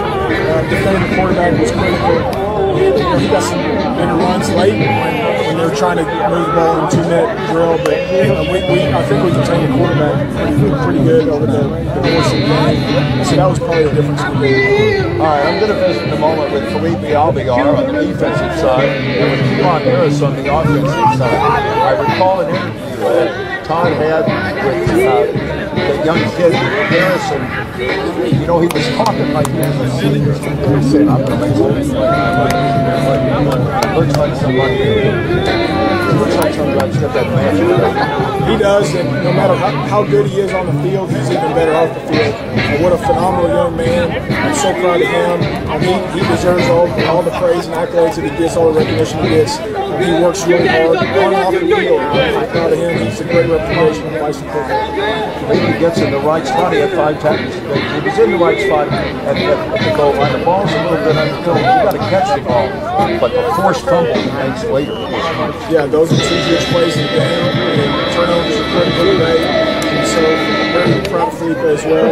What another phenomenal kid. He picked 2 great kids to talk to today. Coach, in your final comments to the team, you were adamant about the fact that it makes no difference about everything on the exterior. This is all about how we play. If we play good, everything's going to be good.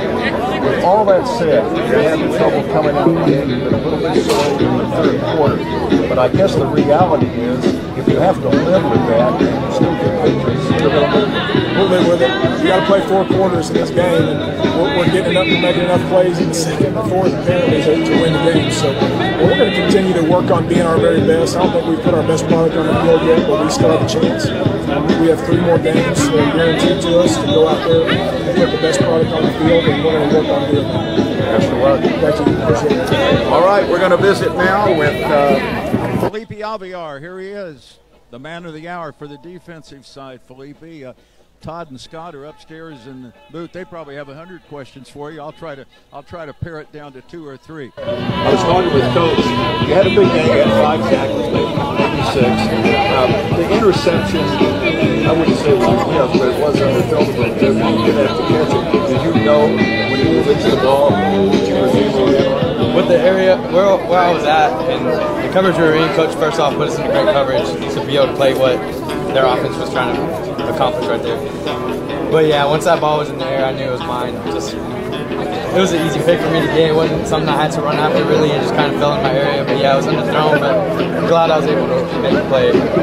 As exciting as that play was, the 4th fumble was huge in the 4th quarter. To me, would probably stick in my mind as a bigger yeah, just because where the game was at that point is getting closer. We needed momentum when we did that. And, we were able to make a play and recover the ball and give our offense a chance. All right, talk about the defense, how it has progressed in your mind from the beginning of the season. Obviously, you're against a team that's not going to put the ball in the air a lot, but to me, it looks like the secondary has started to really improve. It's shuffled a lot of people. You feel like now that there's a little bit of cohesiveness in the secondary? Oh yeah, we've definitely improved from last year. Takeaways in general as a defense, we've improved on being able to take the ball away from them. But secondary-wise, I feel like we've took a gigantic step from where we were last year. Last year we were pretty slept on amongst the conference, and this year I feel like we were able to make more of a statement, and we still got 3 more games to go. Just got to keep working, and yeah, we got a lot of depth too, which is a good thing. Help those guys out that maybe get a little tired at the end of the game or get hurt. You got to, the next guy up, he's going to play just as well, and we know that, and that's the good thing about it. That's what we do. I want to go back to what Coach said. I talked to him about it in the meeting right afterwards. And that was that just be yourself. We're worrying about other things. You're buying into that, I guess. Yeah, you got to focus on what you can control. I kind of put that out in every aspect of my life because, you know, Coach Jensen talks about it a lot. He's a wise man. He knows what he's talking about. So, you know, head coach, you got to trust him. But, yeah, you got to control what you can control. You can't worry about everything else that's happening around you. Do what you can do. Worry about your job. That's the key thing. Keep doing what you're doing then, okay? Yes, sir. All right. Thank you. Thank you. All right, where is Keelan? Here we go. All right, Keelan Harris coming up right here. Keelan, we're on the air. Todd Miller, the voice, and Scott Wanish are upstairs. They want to hear what you've got to say, and the radio network does. But before we do, on your first touchdown, there's a lady running around. She's yelling and screaming. She's doing a little bit of a tap dance. I'm guessing you know that lady. That is my grandmother. Yes. Was that your grandmother? Yes, sir. She's been doing it 18 years, and I'm glad she's here. Give us some motivation. Well, she gave the crowd a bunch of motivation when they said, wait a minute, who are you? I thought I heard mother, but no, I guess I heard grandmother. That's the grandmother right there. That's my love right there. So I'm keep riding for her. And for my uncle, he died at 14. That was her son. So waiting for her to let her see me go like that is motivation. Good for you. Right now, let's talk about the 2 touchdowns. But I saw first before the touchdowns to a brief interview you had with the voice of the Bison, Todd Miller, a couple of weeks ago. And we laughed when it aired because we thought, and I even asked Coach about that. And said, you know, we had this interview, and this guy sounds like he's a senior. He's only the freshman. For God's sake, a little bit of confidence in there. You promised us you were going to make some big plays. I think you made them today. Tell us about the first touchdown. Our coach told us to step up, so I had to step up. I was just the only one that, you know, was in there at the right time and had to make the play for our team to go up. That's all you're going to tell me about the 40-yard touchdown? Man, it was great, but I'm just blessed. God gave me the ability to do so. Glad I helped my team win. It was just great. All right, let's talk about the 78-yard though, because that's a little bit of a circus catch and a little bit of drama right there before you ball it in. Snap, tell us what happened. It was supposed to be freeze, so it was just a little hesitation and they jumped offside. So I make those catches in practice all the time, so I'm happy to come out here on game time and I made it. Just scored it, who wasn't right there, and kept running. You know, Todd's favorite call on a dramatic play like that, Colin Toledo. He was wanting to say it at midfield, but give him credit. He waited until about the 5-yard line before you knew the second you caught it, you were gone, right? Yes, sir. Yeah, I knew it for exactly. I had to run my fastest, but usually I get hard, but not this time. So I had to run fast. All right, back upstairs, guys. To Felipe and Keelan Harris as well. Scott, your thoughts on this with a 33-31 victory. Still a lot of work to be done defensively, but man, it's nice to have that offense to pick you up on certain days. Well, you know, you talk about a big advantage. A great passing game for Oklahoma Baptist, also a good running game. Now, Arkansas-Monticello is one-dimensional, and that killed them in this game when they had to catch up. When OBU got